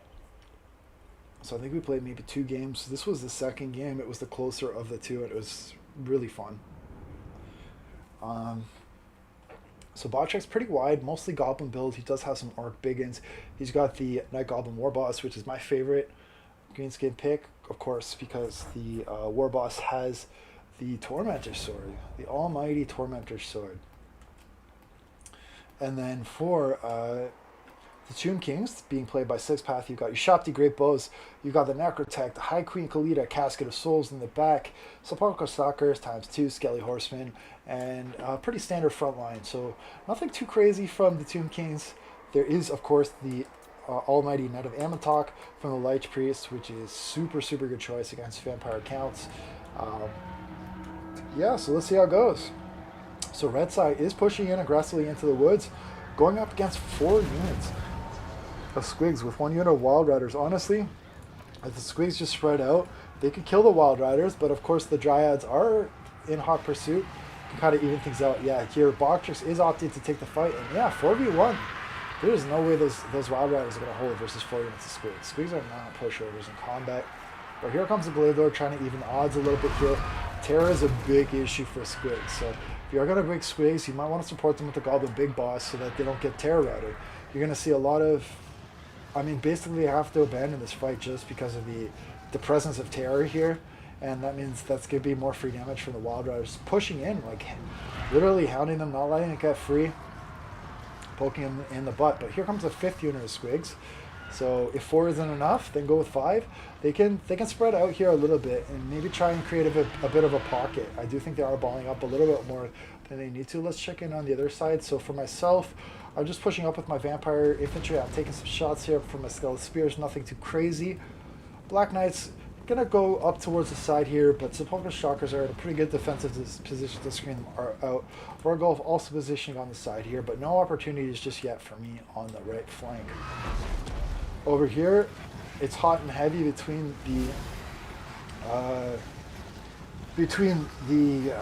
Gobos and the Wood Elves. You're going to see some Fanatics come in here, do a little bit of damage, but nothing too painful here. Wild Riders definitely paying for themselves. So I guess Red Sai must have brought 3 units of Cav. I'm not sure. Maybe. but he's got 2 units of really healthy calves. So, oh yeah, there's the third unit that was leading the charge early on. So 3 units of cav of Wild Riders versus 5 units of squigs. Pretty even, but the infantry is supporting the Wood Elves and the monsters, whereas there's not any infantry support here helping out in this fight. So the Spears are going to get over there, but they might be a little bit late. We'll see. Night Goblin Warboss is going to come over there, help out with the with this fight as well. I do think the big guns could have been deployed more aggressively in the woods early on to kind of shut down that sort of safe route and force the Wood Elves to push through the middle a little bit more. So what's going on over here? Dive in the Vargulf in. Vargulf can soak some damage here from the Skelly Horseman, so I did throw him in to kind of just take the charge. My plan was to let him soak some damage. I was going to pull him back later on, let him heal up. Look at these shots going into the Vargulf. That's super punishing. And he's going to be crumbling probably very, very soon, but he is my damage sponge, and that's what he's there to do, take a bit of damage. Now I am aggressively pushing the Red Duke after High Queen Khalida and getting some early gains on this front against High Queen Khalida. Now granted, there was a sort of a reaction here. Six Path is sent over the Necrotech and the Lich Priest to try and create like a 3v1 hero scenario, but I do have the support of my Skelly Spearmen who are going to sort of help me out there in that fight. And yeah, the Necrotech and Lich Priest of Light are kind of stuck up in the spears, and Khalida's going to fall back here. But Ushabti are still both online, very much causing me a lot of pain on that far flank. Balance bar is in favor of the Gobos and the Tomb Kings at this point in time. So over here we've got the Dryads just, I guess, grinding down these goblins. The Glade Lord is trying to look for an opportunity. He's going to go for an Alpha Strike here on the Goblin Warboss. Goblin Warboss taking some pretty solid damage here, which is tough because I guess he was in otherwise a pretty good situation going up against the Spellsinger of Life. Eternal Guard are going to go get over here and make this Night Goblin's Warboss's day even worse, basically. And yeah, now he's full route, so that's super dangerous for the Greenskins. Whenever you lose your Lord as Greenskins, you're at risk of a full army loss. So for me, I had to fall back with my Vargulf over here. It just took too much damage from the shooting, and I needed that. I needed to buy some time for the regen to fall into place here. I'm going to start pulling back some Vargulfs for the same reason. I just need them to heal up so that I can bring them into the fight later on. Khalida and the Red Duke are going to get feisty again here, and Red Duke kind of trading attritiously with Khalida, but Duke has access to heals. Khalida not so much so I am happy with this fight. I'm gonna stick it out for as long as I can. Khalida is gonna try and pull back there. That's definitely not where she wants to be. Casket of Souls, it looks like it's supporting the fight against the Wood Elves over here. And I'm gonna, I guess, send some Suicidal Black Knights in here just to shut down the Ushabti for a little while. I was taking some damage here on the Duke and other things. But yeah, still a lot of shooting intact here for Tomb Kings. Sepulchral Stalkers are up. 2 units of Ushabti Great Bow are up. Khalida's still around 30% HP, and there's a Casket. And there's still pretty good Goblin screen. Now, magically, the Night Goblin Warboss, probably because of the stock mechanic and the Wood Elves just getting distracted by other things, is able to rally. So the true hero of the Greenskins showing his salt here. But yeah, Glade Lord is free to kind of help secure this frontline engagement since the leadership was not there to support. And the Biggins also kind of getting ground down here. The Way Watchers, 3 units of Way Watchers shooting at Orc Biggins, I guess is not the worst use of their ammo. I think Biggins at 800 gold a pop are a little bit above the sort of the chaff category. So it's pretty good value, I guess. And they are shooting into the back of them, so they're not getting the proc of the shields. Now over here, here's a huge fight. So I do have the Wraith in here and the Red Duke. Red Duke has been able to heal up. Obviously, Khalida has not been able to. Banshee doing work here. I do like the Banshee very much against the Tomb Kings. If the Tomb Kings don't have magic damage, that causes a lot of problems for them to try and kill the Banshee. Some of these Crypt Horrors who had been healing up, I did end up just throwing them back into the fray here. As with the Vargulf, maybe I could have been more patient with him. And this certainly seems to suggest that I should have been, because he is crumbling out. So yeah, I probably should have waited a bit more before throwing him into the fray, but he did tie up some resources there. Looking rough for me over here. Now the Goblins are rotating over here, and what was almost a 1v1 fight here between me and Sixpath, me playing the Vampire Counts and Sixpath playing the Tomb Kings, is no longer a 1v1 because the Goblins have arrived. So I know I can't I can't stay here any longer. I'm going to be looking to fall back ASAP. Ushopti Summon as well is going to give me further incentive to kite for a little bit until that crumbles. And Glade Lord looks like he found his boy over here, the Night Goblin. Oh no, that's not the War Boss, that's the Shaman. He's going to try and kill the Shaman. He does still have a lot of ammunition left in his kit, but he's going to go into melee and just try and finish the job here. Glade Riders have chased off, I guess, some Biggins, and the Squigs are no more. So Balance Bar is still in favor of Goblins and Tomb Kings at this point in time. And it's going to be really, it's going to take a miracle, I think, at this point for us to be able to pull this back, because Red Duke is at his healing cap, and I'm pretty much gassed on Winds of Magic. All I've got really is some Blood Knights, which I think are iffy units at best for their cost, and a Banshee. And we've got the Glade Lord, which is cool, but I don't know. Spellsinger of Life is there. I don't know how many Winds of Magic the Spellsinger has left. But yeah, Blood Knights. So I use the Blood Knights as a temporary screen to just buy a little bit of time for the Red Duke and the Banshee to fall back. Don't forget, the Night Goblin Warboss does have Tormentor Sword, and the Lich Priest, which maybe is dead. It did have Net of Imtalk, but the Tormentor Sword I think was used there maybe for a second to snare the Blood Knights. I think they got stuck in there a bit longer than I wanted them to be. And there's is there poison on these guys? No. Something has poison. These guys have poison. They're Night Goblins. So that also makes it a little bit harder to disengage with that poison slow effect. Blood Knights are sitting around, what, 78, 70 something speed? No, 70 speed. So they are not the zippiest of cavalry around. I mean, they're sort of in the Demi Halberd range. Demi Halberds have about 68 speed. These guys are 70, so they're not super fast. In comparison, Dragon Princes are around 80 speed or 90. So, yeah. Wild Riders are also in the 85 speed.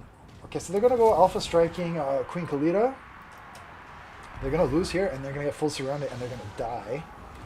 And over here, Glade Lord got just mashed here, probably by the Night Goblin Warboss. I don't know what did it, but man, he's not happy. He starts the route. Casket of Souls, which is out of ammo, is being used basically as a screen at this point. And the Kepler Guard are just mincing the Eternal Guard, but the last few shots from the Way Watchers here, and a big breath attack is going to wreck that Night Goblin Warboss. And again, the leadership is always something you want to be concerned about with the Greenskins. So maybe at that point when he was so low on HP, and because he has stock, you might just want to fall back with him, honestly, but and make the Wood Elves try and find him. But there's still a lot of shooting here, and 2 or 3 good volleys with a nice net could possibly still kill the Glade Lord, or a snare from the Sepulchral Stalkers. If these Stalkers were to turn around and melee this Glade Lord right now, and these guys shoot the Glade Lord is dead. But it looks like the Stalkers are taking a rear charge here. Yeah, the Glade Lord does get shot though anyways. I think he's going to die here. So man, what a close fight. Khalida's down to 300 HP, Glade Lord down to 400 HP. I don't know where where's the life caster for the Wood Elves? I think he's... Oh, there it is. The Spellsinger is in the back here, but nowhere near the Glade Lord. I don't even know if the Glade Lord's going to rally. He's so low right now. Sepulchral Stalkers are going to get charged by the Blood Knights. Night Goblin's coming over to screen the Blood Knights. Red Duke is in here. So at this point, we're trying to Alpha Strike here. Going to get a quick interrupt charge on the Goblin Archers, just to maybe stop them from shooting me for a little bit, and then we're going in for Khalida to try and take that last little bit of leadership off the field, get rid of that encourage effect, and also push the balance of power. And look at that balance of power just shifting as Khalida starts to get chipped down. She does drop, and that's going to be all she wrote, I think, for this game here. So the Duke and the Blood Knights do pay their dues in the late game, but they certainly did not have an easy go of it, and they had to really be patient, and they ended up looping all the way around the map here to finally get an opportunity to strike there. But yeah. Very well played to Botrix and Sixpath, and thank goodness I had Red Sai on my team, because he's an amazing player, and he did really, really well there with his army. This is a very meta Wood Elf build, by the way. If you talk to any competitive players in the tournament circuit, like, this is the standard Wood Elf build. triple Way Watcher, 2 to 3 units of Wild Riders. Sometimes they'll swap a Wild Rider for an Azrai Spear, and that's pretty much all she wrote. All right, let's keep going here. I want to show this. This is not a game. It's more of a unit test, but it's something that like I've been saying for days, and I just want to emphasize it in case you didn't get the news flash. Just how broken Teclis is in his current state. I want to show you a fight between Malekith and Teclis. Just straight 1v1, no kiting. So what happens here? You're going to start by going in, popping Teclis' Scroll of Hoeth, which is just amazingly strong. This, I think, like, people are aware that he has an amazing kit, but this plus 30 ability recharge in a straight-up duo is insane. That means that Malekith can't even use any of his abilities, and that reduced recharge rate is just gonna prevent him from bringing other things like Word of Pain and stuff he needs to kind of even out this fight. So early on, you could be like, okay, Malekith, he's doing all right here, but Teclis got so many heals, he got so many ward saves here. And I popped some early. So at the start of the fight, I popped the scroll. I popped the what's it called? Potion of Charoi to give me that ward save and just mitigate so much damage. And yeah, look at this, Teclis. Like, it's not even a close fight. In 1 minute and 36 seconds, he just beat the crap out of Malekith on Seraphon. Like, that is not a matchup I would expect that Teclis should be able to win. Malekith should be a better fighter. He's got like half the speed and way less access to heals. So that's just painful. All right, what else do I have in this bag of goodies? This game says fun ass shit, so I'm guessing it's some fun ass shit. Let's check that out. What am I playing? I'm playing kind of a Witch Elf rush. Oh, I got a Dark Elf teammate against some guy named Chilled Master and some other dude. I think I was just playing with a random here. Maybe I'll do the tanker and me ladder matches after this. Those are kind of fun. All right, so I got Repeater Bolt Thrower here. My allies got Cold One Knights, Dark Shards, Bleak Swords, Dread Spears. I got Witch Elves on the flanks, and Sisters of Slaughter. So I do like the Sisters of Slaughter and Witch Elf combo. What do our opponents have? Skink Priest of Heavens. He's got Chain Lightning, Comet of Cassandora, so he's going to be looking to drop some Vicious Vortexes. Got Sacred Kroxigor, Nakai the Wanderer, and Colossadon Hunters up in the air. So fun unit. Do I think they're super strong? No, but in the right place, they can do a lot of work. There's 2 High Elf Bolt Throwers here. They're going to be screening my Dark Elves with Repeater Crossbows. High Elves are going to be pushing up on the flank aggressively, which is the right move. Often you'll see people sit back and protect their artillery. This High Elf player definitely doing the right thing and trying to help his ally out by pushing aggressively. So I'm going to fall back with my light cavalry here and try and get away from that sort of spear screen. And maybe hope that some of this Dark Elf chaff can maybe buy me a bit of time to do some other more important things. Meanwhile, the Dark Elf Bolt Throwers are doing a lot of work on the Bastiladon Solar Engine. The double Bastiladon Solar Engine is something I've seen a lot in ladder play, and otherwise I think people consider it a competitive build. I'm not so convinced at how good it is, honestly, because if you bring double Bastiladon Solar Engines, you don't have access to heals. Usually, I mean, certainly not with the Nakai the Wanderer build, which means if they do take damage, they're just gone. So maybe 1 solar engine plus a healer. Honestly, I like to stick it on better anyways, or 2 solar engines plus Mundi, or the Slann Mage Priest of Life, because then you can actually heal those. And right now, these guys have done nothing for him. Now, Kai the Wanderer is going to dive in here, but the High Beastmaster is here. You can probably drop the stand your ground buff if he hasn't done it already. If I'm on top of my micro, I probably could have and should have done that. But Sisters of Slaughter have really good melee defense, and Kroxigor's, ooh, wow, okay, 76 melee attack. They're going to have no problems getting through the Sisters of Slaughter. But that's, I guess, because of the presence of Kai the Wanderer. 100 melee attack. Oh my god, that's crazy. But still, only 16 unit models, and there's no skink screen here. So they're going to take a lot of damage. They're going to do damage, but they're going to take a lot of damage as well.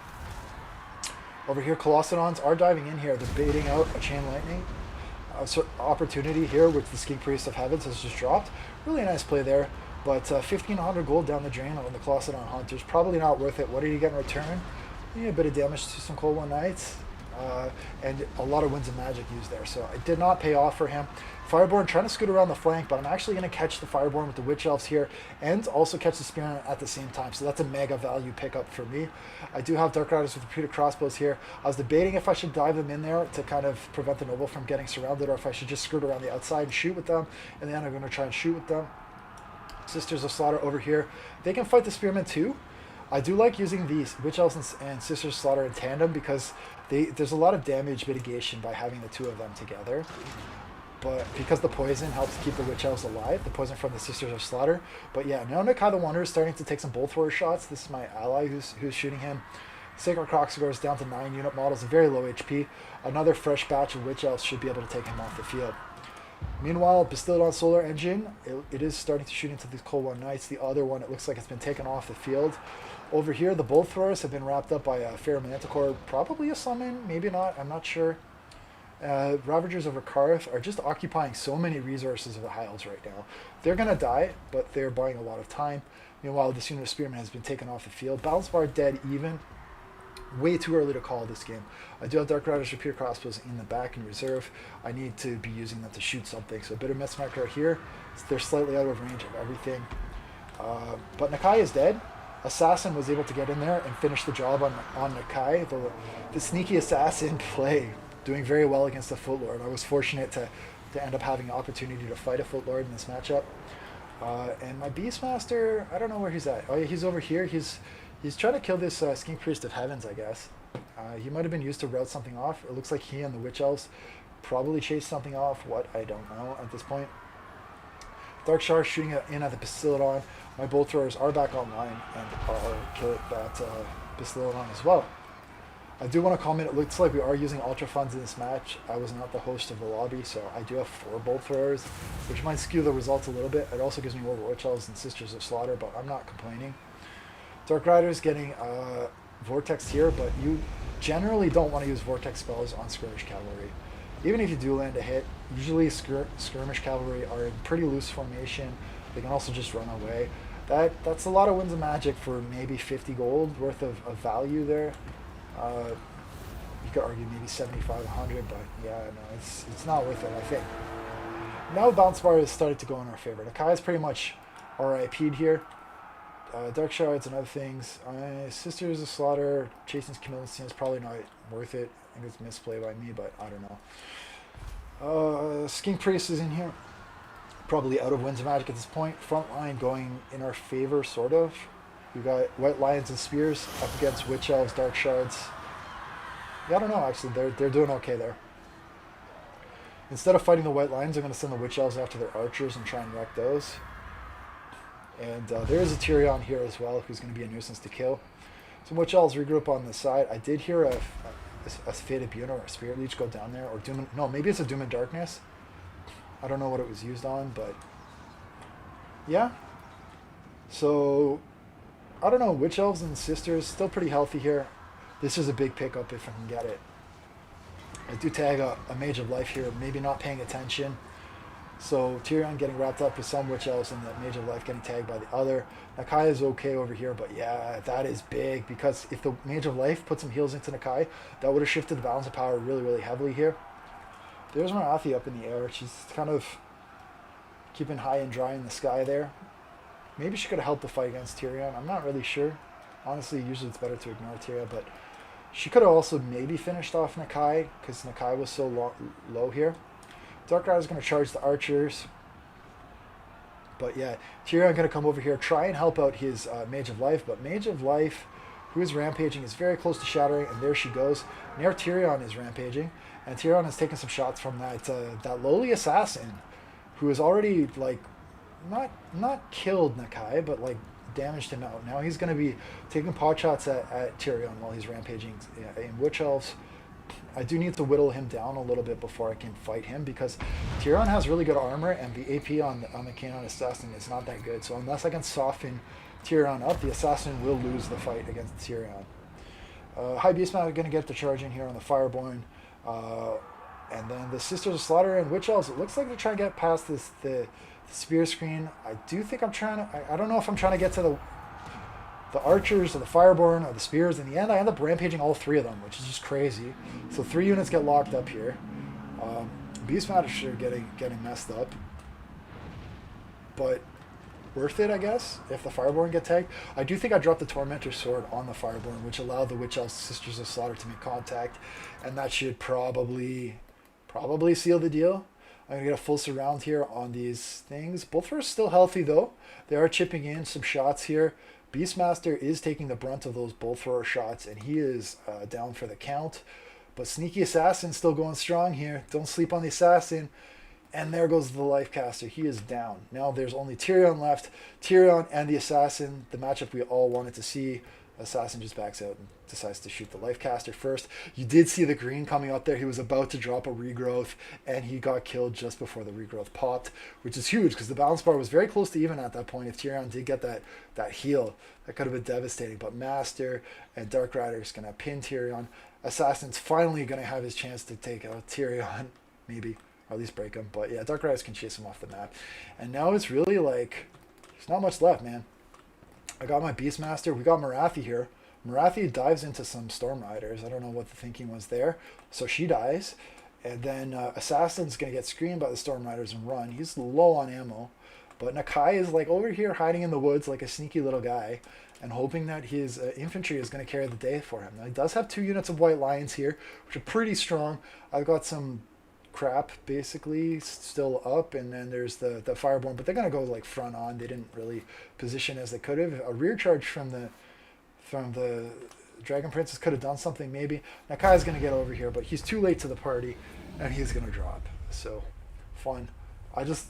What made that game awesome for me was the fact that the Assassin actually did work. Any game with an Assassin is super cool. Well played to my ally Roger Reddy, and well played to my opponent. So it was fun. The only thing I would suggest, like if you're gonna bring double Bastiller on, think about heals. And but High Elf, they did pretty good overall, but their Lifecaster got ganked. All right, you know what? Let's rip through the games that I played with Tanker on ladder. They were fun. So it's not often we get to play together because of the time zone difference, but here we go. I'm playing Lizardman. Tanker's playing Vamp Counts. We're going up against someone named Poison Ivy and a guy named Some Randomer. I don't even remember these games, so it will be like watching it for the first time all over again.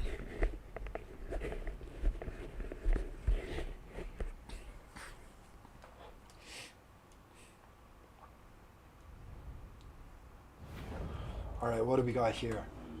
Oh man, this is huge. So we've got the Bastilla on Reva Kista, Ancient Stegodon for the big Engine of the Gods ability. You can't sleep on this splashdown. It's like a balance spell that just does crazy amounts of damage. When Lizardman first released, this guy was like, he was pretty up there in the meta. When the DLC released. If you bring him plus Croak, man, it's so much. But instead, we see the Saurus Old Blood here. We do have the Umbral Tide. Umbral Tide getting some huge damage on these Marauder Hunters early on.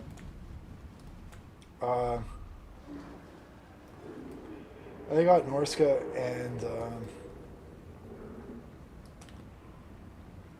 and the Dark Elves over here. So actually, I think Tanker is playing, or am I playing Lizardman? No, I think Tanker's playing Lizardman, and I am Vampire Counts with Kemmler and.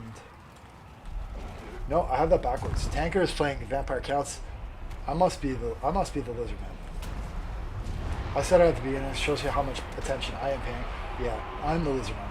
Umbral Tide are going to fall back here from the Skin Wolves. Don't forget, the Umbral Tides do fire damage, so it's really risky to bring Skin Wolves against Lizardmen now that they do have this unit that's still massive amounts of damage. 135 anti-large with fire damage. That is a strong counter to Skin Wolves. Tanker's going to help me out here with these Black Knights. Just lock up a lot of the stuff. Pit of Shade's going down here. Saurus Old Blood getting into it with the Skin Wolves. And over here we've got the Charybdis going toe-to-toe with the Reviv Crystal. I'm going to drop a Manticore Summon here. We've got Throg coming deep, going for the Necromancer. Burning Head ripping across the line, absolutely shredding my Skinks. But the Saurus with their heavy armor are going to stand firm here with the Saurus Old Blood. On the far flank, the Dark Rod is chipping down the Black Knights. Other unit of Black Knights going to rotate into position here. Maybe try and pressure out the Shades and the Dark Shards. King Chief did take a lot of damage here. I'm not sure from what. Marathi going to go in and try and dive. Oh, sorry, not Marathi. Supreme Sorceress is going to try and dive the Necromancer. But that could be a costly mistake here. Tanker reacting immediately with the Fellbat. It's going to lock her up. Tie her up with some spears here. Could be a very punishing loss for opponents. Balance bar even slightly in favor of our opponents. But danger zone for Throg here. He is pretty low on leadership. And he's getting gooned by like a lot here. I've got the Scheme Priest. I've got the Source Old Blood, I've got the Reviv Crystal, I've got a Manticore Summon, I've got fire damage going in, maybe some friendly fire there, but all of that adding up is going to rout Throg. That's going to cause leadership issues for the Norskin. So Throg getting a little bit deep there, a little too greedy, and here comes that huge Engine of the God cast, just shredding 3 units here, absolutely ravaging them. So tons of value for that cast. I was very happy with that one. Charybdis, meanwhile, taking shots here from the Umbral Tide. Another Burning Head going across the zombies. It is going to, don't forget, Burning Head does impart that leadership penalty, so that's going to hurt the zombies there. But yeah, Charybdis going down, and Sora's Old Blood just making it official. Balance bar still even here. Right flank getting a little bit stabilized here. We did shut down the Shades and a unit of Dark Shards over here. And by we, I mean Tanker, who's done all the work there. He's also going to catch the Supreme Sorceress of Fire. So Throg is down. Second bit of leadership is in a really rough situation. 2 units of Dark Shards not even being used in this fight. I don't know if he just forgot about them. I think he was trying to hide them maybe in the woods back here or something, but definitely he needed the damage output from those Dark Shards to help things out. And at this point, I think you can start to see leadership is going to be an issue across the board for our opponents. Skin Wolf's not the greatest with leadership. Source Old Blood, because he's got Terror, he's got Spears, he's got the whole deal. And you're going to start to see things crumbling and breaking across the board. I will just make it official, I think, here with the Supreme Sorceress dying. I think Skin Wolf's going to try and help her out. Rear charge here. But yeah, at this point, ain't nothing on the Norskin or Dark Elf roster that's going to bring down a full health Saurus or Old Blood or Ancient Stegodon, especially with access to heals. And no, it's done. So that was game 1. We're going to go on to the next game.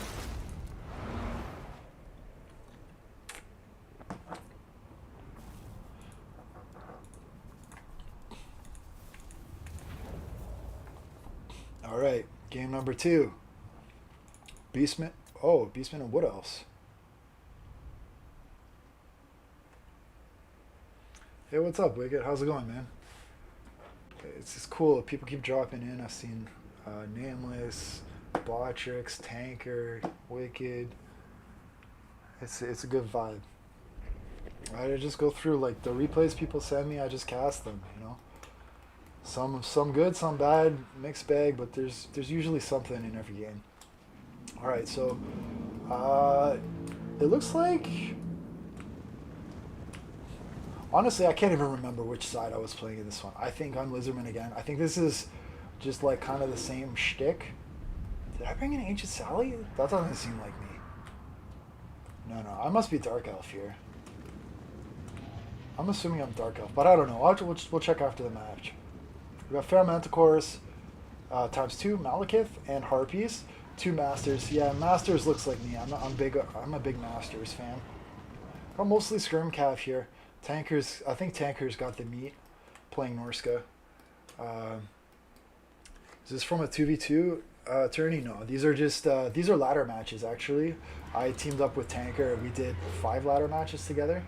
Usually we don't get to play together just because of his work schedule. He tends to work like nights, and you can play in the day, and I do the opposite. I work during the day and play at night, but I don't know, the stars aligned and we managed to rarely play together.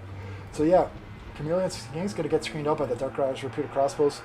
4v1. I used to always like try and avoid this fight because I'm like, oh yeah, these guys have poison, they got missile resist, and I think 1v1 Chameleon Kings can outtrade Dark Riders Repeated Crossbows, but because of the mobility, I can usually get the numbers advantage against the Chameleon Skinks, so I'm not as afraid of just trading shots with Chameleon Skinks from before.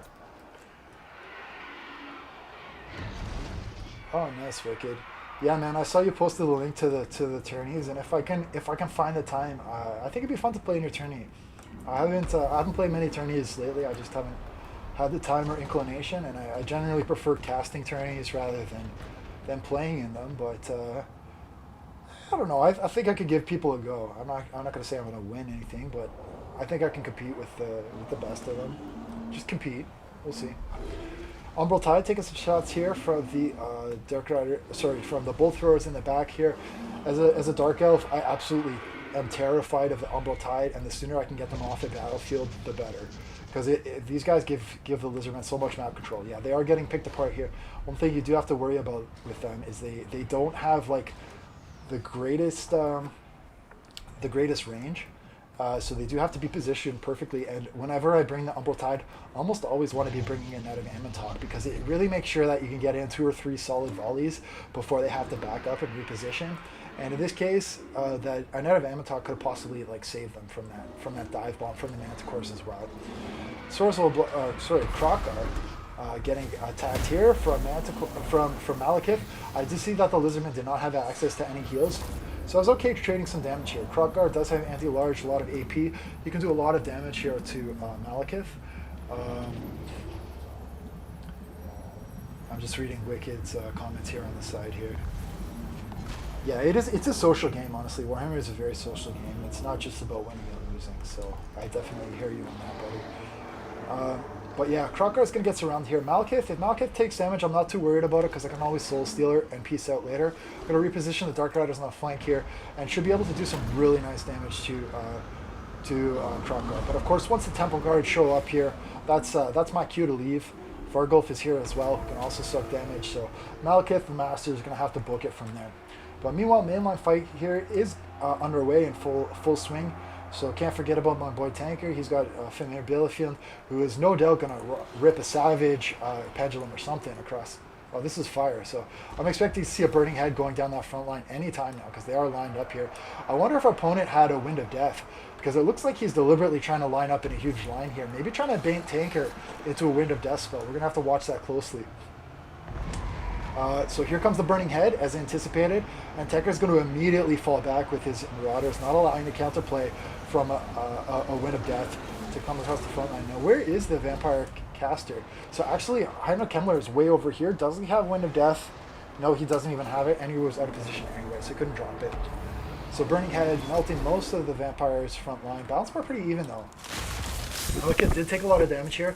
I think he got pinned a little bit by the Vargulf summon here. And mostly Tanker, I think, is saving my baking in this one, whereas I'm trying to sort of take out the elite important units, things like Krokgar and stuff like that, whereas Tanker is really holding down the fort and just giving us a presence on the battlefield so that we don't get overrun. Marauder Chieftain is in here tough, man. He's just like completely surrounded by Graveguard zombies, Stearnsman, doesn't really give a shit. Lord Croak getting killed by the Master, so that's a nice pickup for me. I also want to take this Ancient Salamander off of the map ASAP. I have no idea what he's shooting at. Definitely not the right thing here. So the Ancient Sally needed to be killing the Fair Manticores, the Marauder Chieftain, Malekith, just one of many, many possible targets that it wasn't shooting at there. So fortunate misplay for us, not having to deal with the worst of him.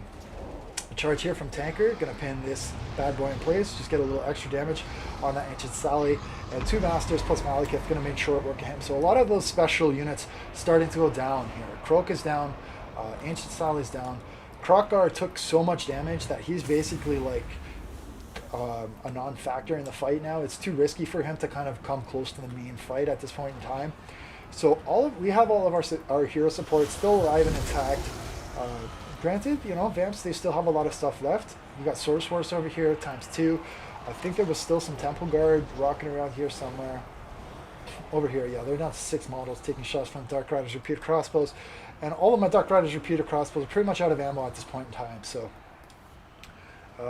yeah, Croak goes down. But no Vortex spells from the Vamps from what I can see. Banshee is healthy here, though. Kemmler is healthy. So there is still some leadership support here. Fimir Bielefeld is now getting triple teamed between the Vargulf, the Banshee, and Heinrich Kemmler, and he doesn't have really the greatest foot speed to cut that. He's getting full surround here. So the poor little Bale female that is going to be taken out of this fight. This is one of the closest matches I think that we had. I mean, the last match was decently close as well, but this one is really a sort of a grind to the finish. So, what am I doing? Well, Tanker is playing the hero over here. Well, I'm trying to clean up Krokkar. Just get the Lizardman leadership off the field. Krokkar is going to try and run to the safety of this the Blood Knights, I guess, and he's pretty quick, man. If he pops Speed of Itzel no, he doesn't have Foe Seeker, but if he pops Speed of Itzel, he can get into like the 100 speed range, which for like a ground unit is pretty crazy. But Masters with Foe Seeker are not slouches either. I did bring Foe Seeker, so they are able to tag him. And Tanker again helping me out there, paying attention, using the chariots to help pin, and the Blood Knights were able to crumble there. So Malekith, he does sense his opportunity to drop that big bad Soul Stealer on the big Vampire Ball. That is going to heal him up really significantly because there's so many units here. I don't recall if they changed Soul Stealer so that it only heals, like, or if it only steals up to 4 units. Like, so Earthblood they changed so that it only heals up to 4 units. Invocation of Nahek they changed so it only heals up to 4 units. I don't know if Soul Stealer can affect like more than 4 units. But yeah, Gaze of Malice here, gonna go rip across these, basically the ball. I still have my breath attacks here. Now I'm gonna drop a Chill Wind. So just, oh no, that's the Bell Fiend showing he's still alive and kicking. There he is, just at the right time with the Burning Head. And just chaining Vortex Spells is gonna cause all that chaff to crumble out. And then we can isolate Kemmler and his last little death ball here.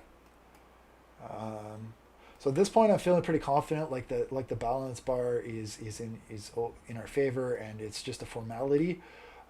Looks like I underestimated the damage of the Banshee and Kemmler because I ended up losing Malekith, which was pretty sad. But we are able to grind out the last of the Swords Warriors with these Marauder Chariots, and then take down Kemmler with actually these Marauder Hunter Javelins, maybe the unsung heroes of the match here, chipping down Kemmler. And yeah, and with Kemmler down, Banshee's ethereal unit's not the best leadership. We can cycle towards the last bit of infantry and then just, I guess, shoot the Banshees until they feel unhappy enough to go back to their graves.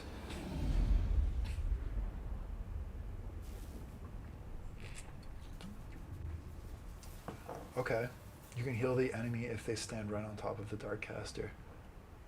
Well, that's crazy. It heals through a miscast explosion. Interesting. I didn't think you could. Well, you can't overcast Soul Stealer. But I guess you could maybe still miscast if other people have like items or something that would cause you to miscast.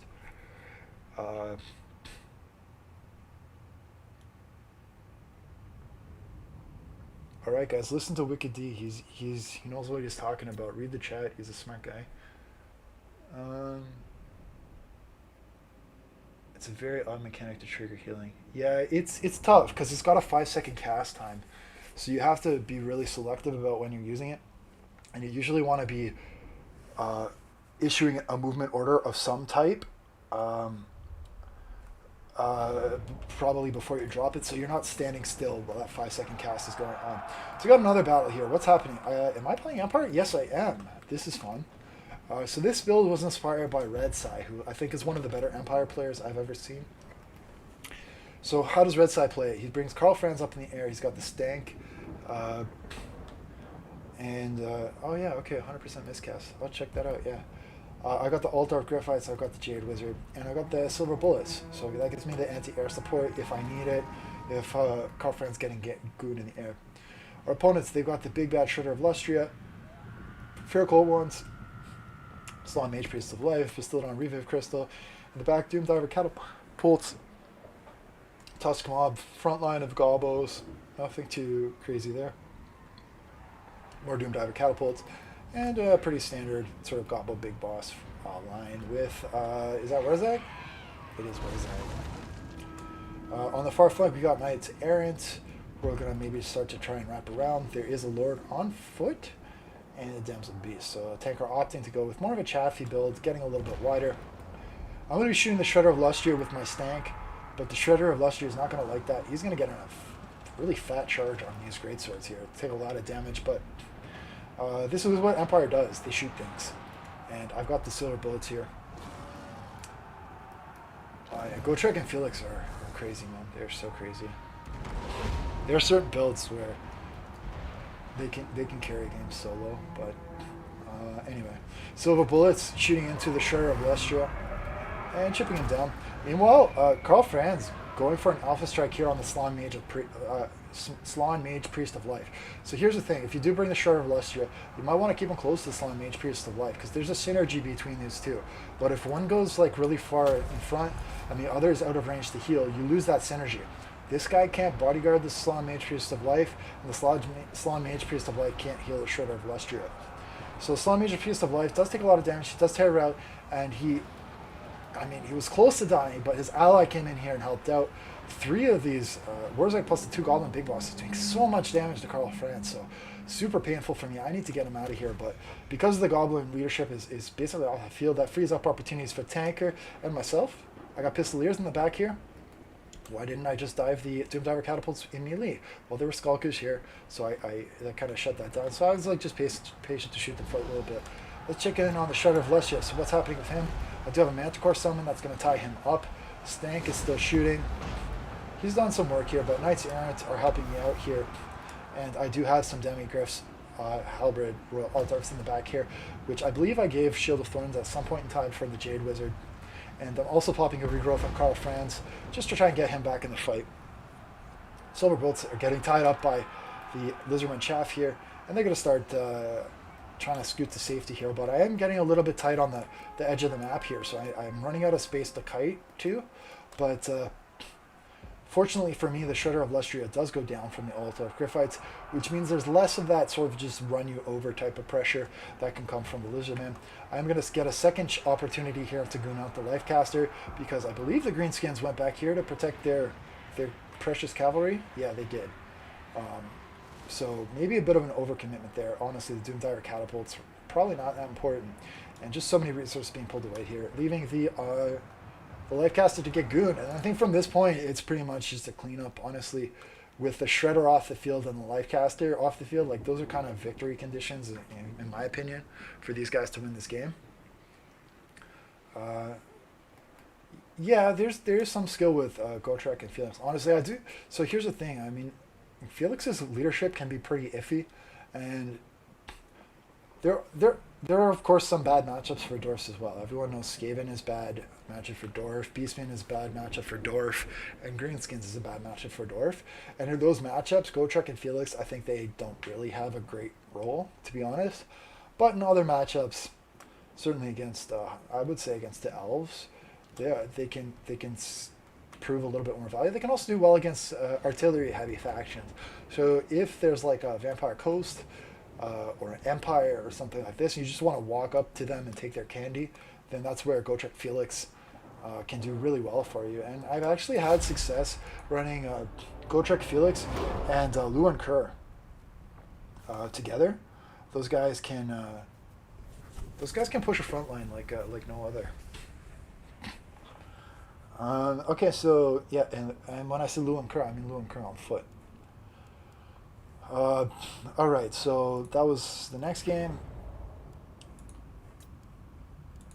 We got 2 more here. So High Elf, I'm playing High Elf. Tanker's playing Beastman. We're going against Tish as Wood Elf, and Vampire Coast is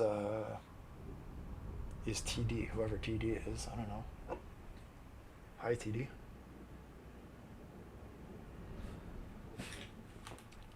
You have to bring Gotrek versus Dowie as Brett and Empire. Yeah, it's pretty embarrassing for dwarves to get massacred by a dwarf. Hey, that's pretty funny. Anyway, we got High Elves over here. Tanker's playing Beastman. He's got Morva the Shadowgave. So he's got the Chaos Summon. He's got the Beast caster summon with the Manticore. Does he have 1 or 2 casters? I often see Tanker bring 2. Yeah, he's got 2. So probably 2 copies of the Manticore summon. He can't do that in tournaments. He can do it in ladder.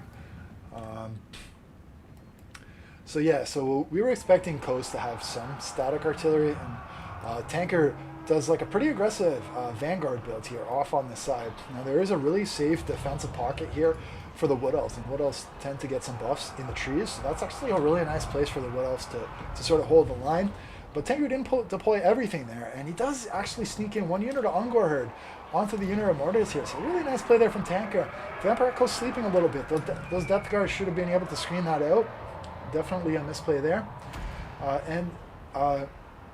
Ungor Herd are pushing back the Deck Droppers. They're getting countercharged by the Glade Riders.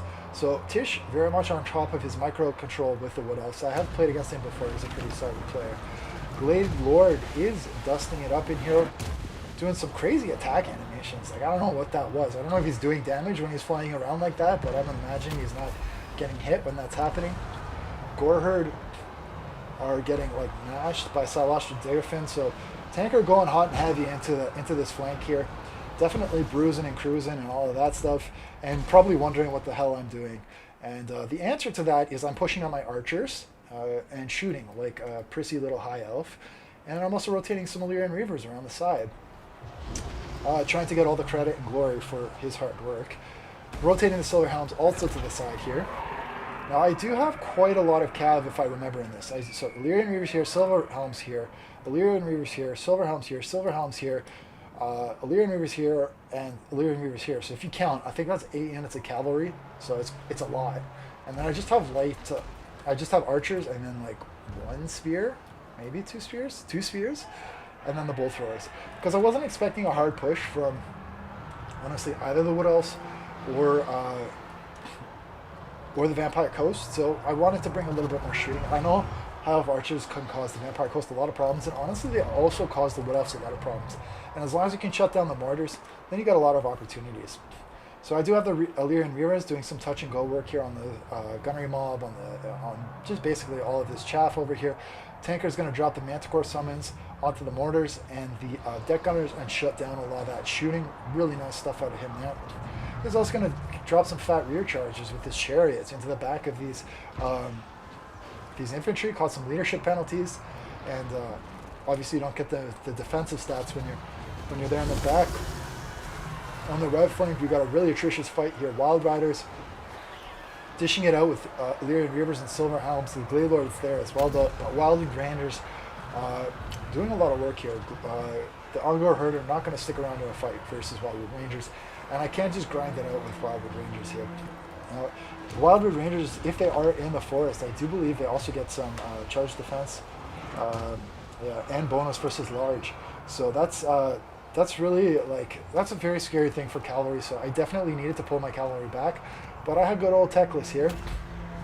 And he's going to go in there and soak some damage and allow my cavalry possibly to escape. Now, it was a little tricky to escape because the Wild Riders were tagging me and making it a little bit difficult to disengage.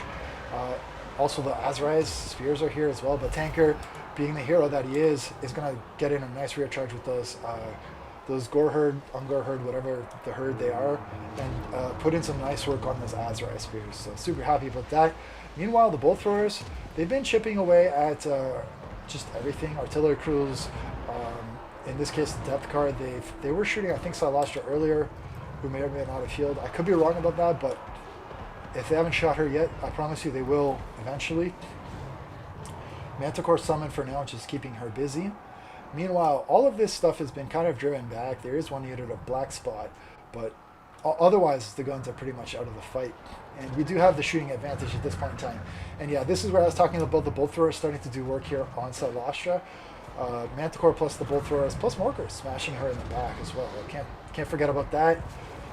The caster going in there as well, just getting her hands dirty, because at this point I guess the caster has used both summons, so he's pretty much disposable. Might as well go slap a lord. The Glade Lord gets snared by Teclis. I don't really know why I did that. No, I think I remember what happened. I snared the Glade Lord on the ground because I think it was surrounded. And then I think it lifted off into the air, because there's a weird thing about the snares kind of bringing stuff into the air, so that's what happened there. So he just lifted off and it was totally fine. And he's actually the fear is gonna rout all of this Gore Herd, which sucks. But Salastra is just getting chonked. Both our ammo is getting diced up. There is a summon Damn Nice Errant, which is annoy the crap out of my archers and force me to pull back with at least one unit, but they still have a decent amount of ammo. They're going to regroup and come back here. Black Spot repositioning here. And the summon going down, so Balance Fire is still like decently even. Morgo's going to fall back here and heal up a little bit. Depth Guard are supporting Celestia, but both are still firing at will. And yeah, Goreherd, they're going to flee again, but if we're lucky, they're going to rally, and they are rallying. My Cav was busy, I guess, chasing off Wild Riders and Skirm Cav. I think he had the Glade Riders with the HB tips. They did rally. They're pretty beat up though, but I do have Teclis kind of keeping them happy. And with Teclis, if I can kind of regroup this flank here and stabilize the leadership with Teclis's presence, I mean, the Azorites are down to 31 unit models and 13 Wildwood Rangers. I mean, we got a shot here at winning that fight. That's pretty close. Now, Celestia is going to try and book it over here to the woods, so I'm going to sort of lose my good line of sight in on her, but I do have my archers. But yeah, Vampire Coast is starting to push me now. I'm going to have to fall back in the midline here and use the heroic spears to maybe buy a little bit of time for these archers to do work. But Glade Riders are here. They could potentially shut down the Bull Throwers if they were to just dive into melee. They could also pin the archers temporarily, allow the deckhand mob and stuff to catch up with them, which would have been really devastating for us. So I am hustling over here as fast as I can with Teclis and the Illyrian Reavers to just try and shut these guys down. Fortunately, I think maybe our opponent's micro was being taxed here. He did not throw them into melee. I was able to shoot out a few of those models there, and so they lost the pin. And also maybe a little bit of impatience here, pushing out of the woods. Going to allow me to snipe the Azrai Spears, the Wildwood Rangers, and the other things without actually having to fight them, which was super convenient for me. I mean, he still had a lot. He still had like the Glade Lord with quite a bit of HP. Maybe he could have done some fancy ducking and weaving and sniping of Teclis or something. I don't really know. Probably the writing was on the wall at the time, but at this point, I've got everything I need to seal the deal. I got my shooting pocket here. I still have the Bolt Throwers with a bit of ammo. It's enough to take out Celestia. One fat net from Teclis on the Glade Lord. Glade Lord's going to get Shrek'd, and that is the end of the battle.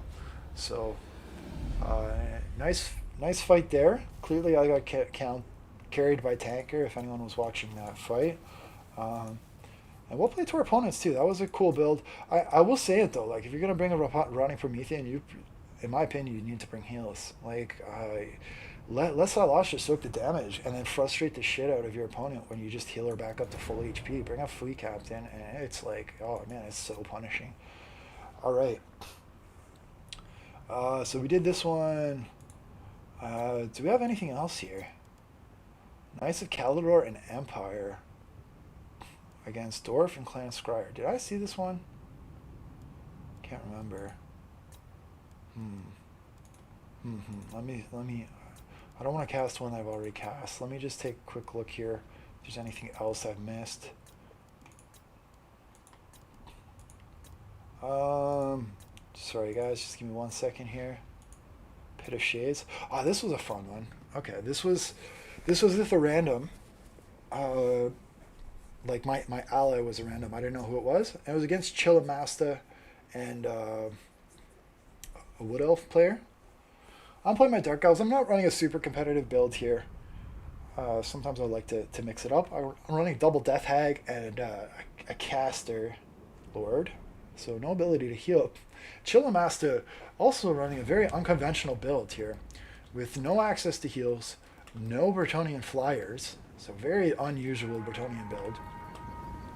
And then for the Wood Elves, also somewhat of an unusual build. We've got Eternal Guard and a Treeman build with War Dancers. You don't often see like an infantry-heavy War Dancer build from the Wood Elves. Definitely off meta. You got the Hawkeyes of Drakira in the back.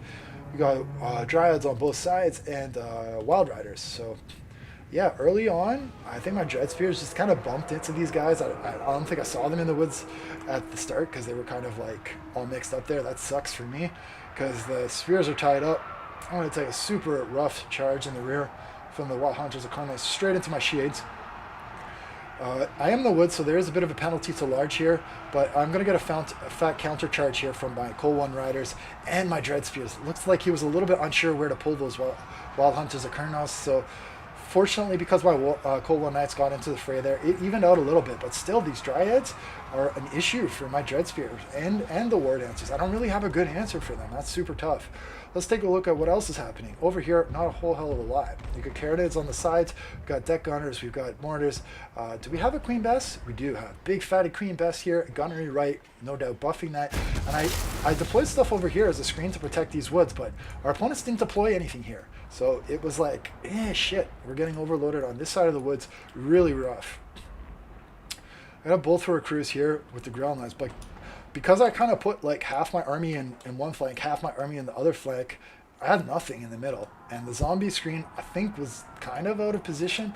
Like, probably that should have taken the middle, if anything. So my bolt throwers just got run over right away with Grail Knights and Knights Errant, just shredding them.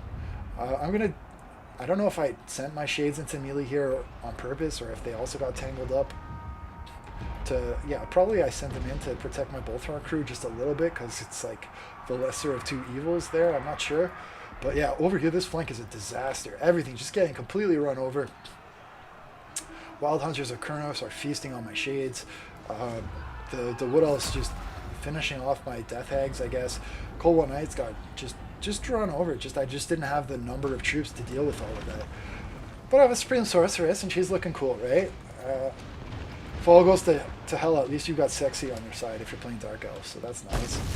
I do have Pitter Shades, I do have the Arnsapal's Black Horror, and I do have Pendulum. So basically, her role in this game was to just be a turret of death. Like, she's got Vortex spells out of her ass.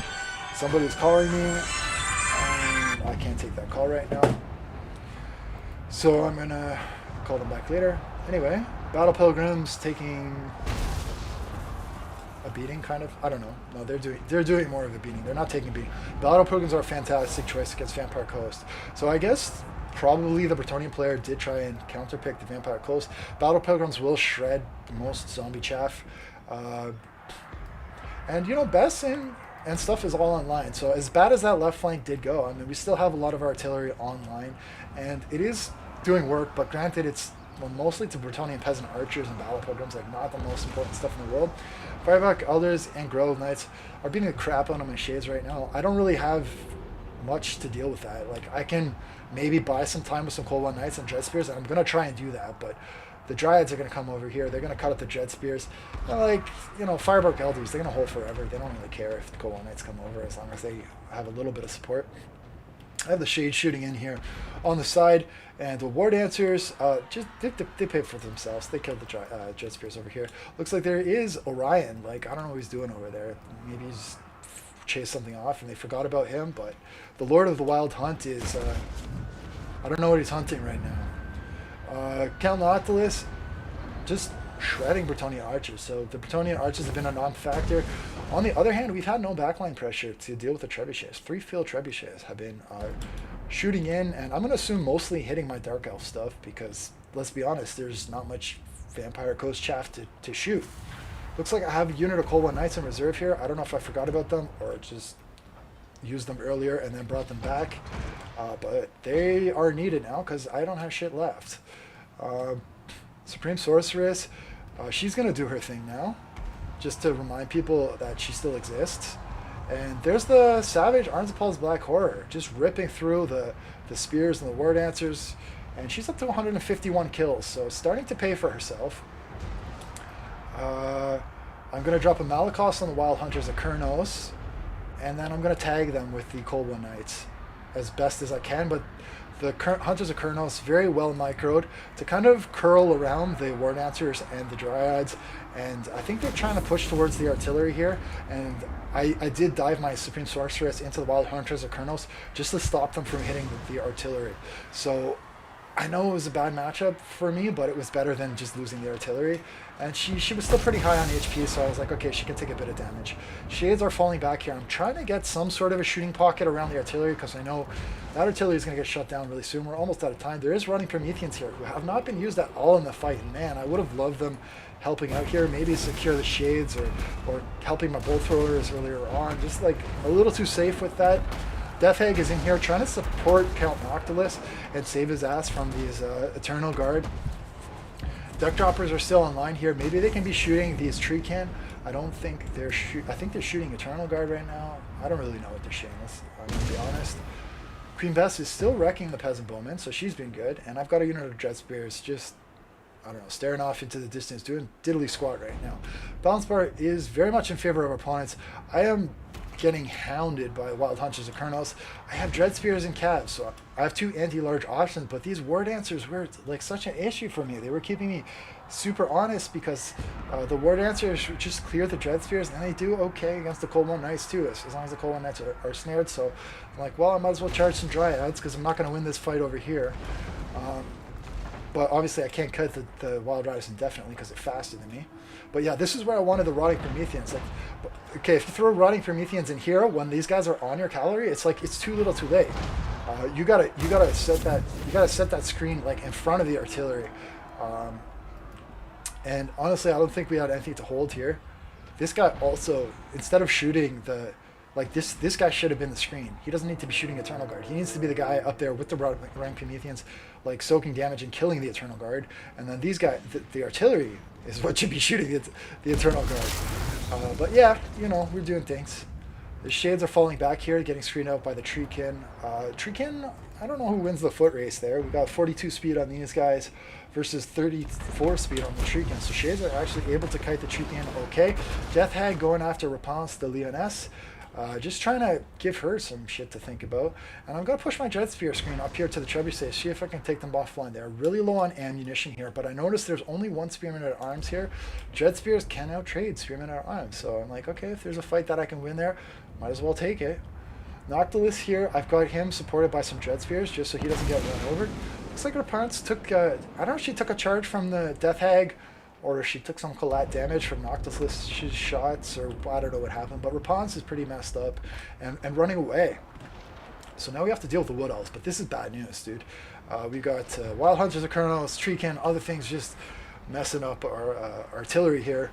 And if you're coast and you lose your artillery, you're playing an uphill battle. Balance Bar is like weirdly in our favor right now, though. We do have a healthy Noctilus. Like he's close to full HP. My lord's close to full HP.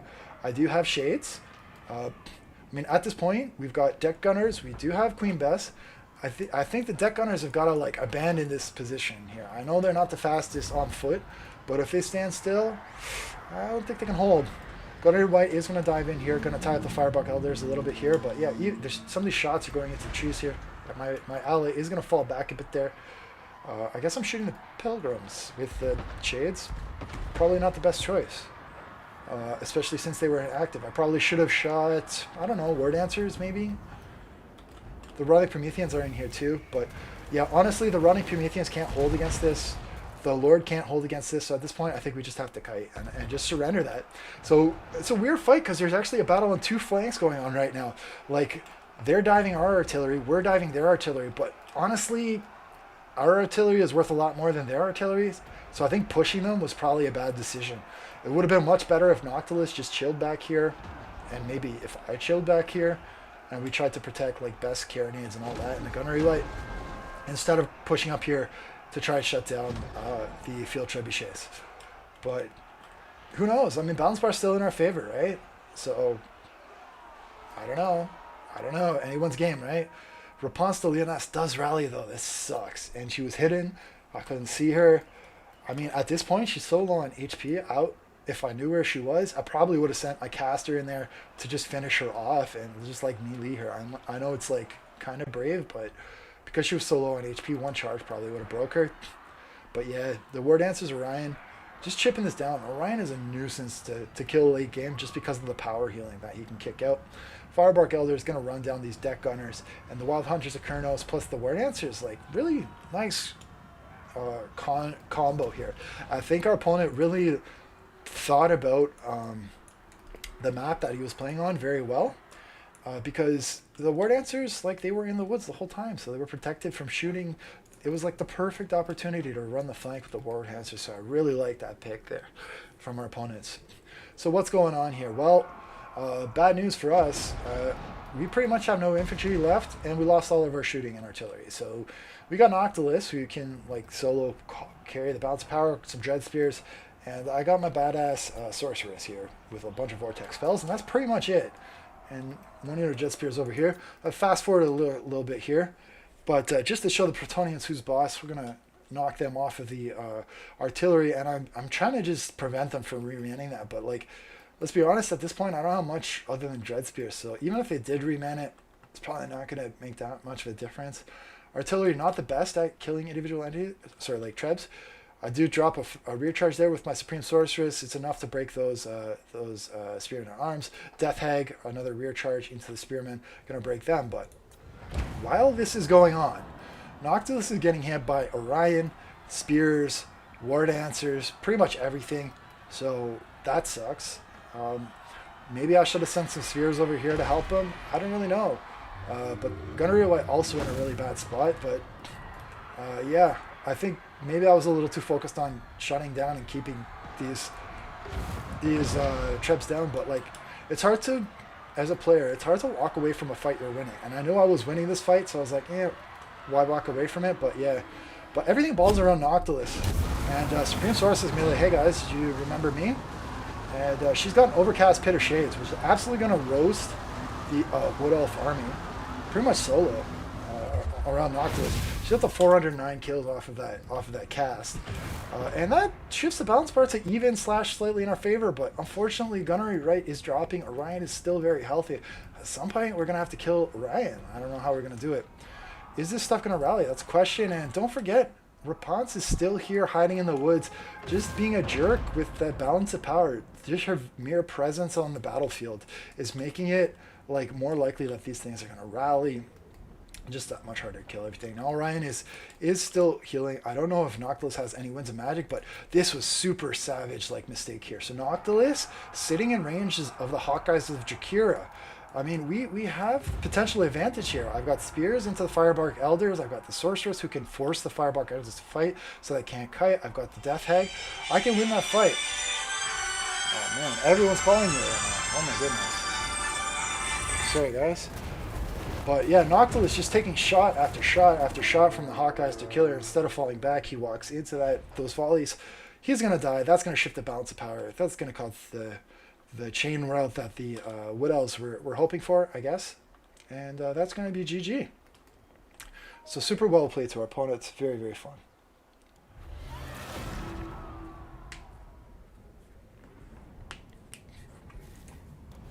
Chillamaster and Bigfoot. Good game, man.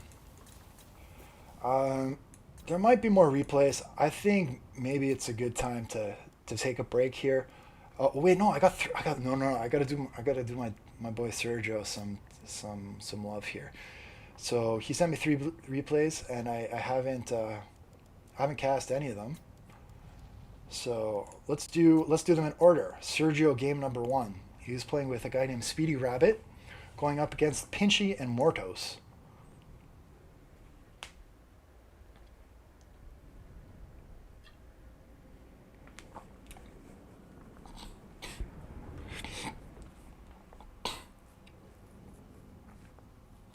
All right, we got that Empire Unfortified map again. It's a weird map. I haven't played on it a lot of times, and I haven't really figured out what the best strategy is. I don't know if this map comes up in tournament play. It's something that I'm going to have to keep an eye on. But yeah, let's see how it goes. So what do we have here? Spearman, Spearman, Spearman. Both throwers, Spearman, Spearman, both throwers. So looking to go with a range build. I guess not too worried about the artillery.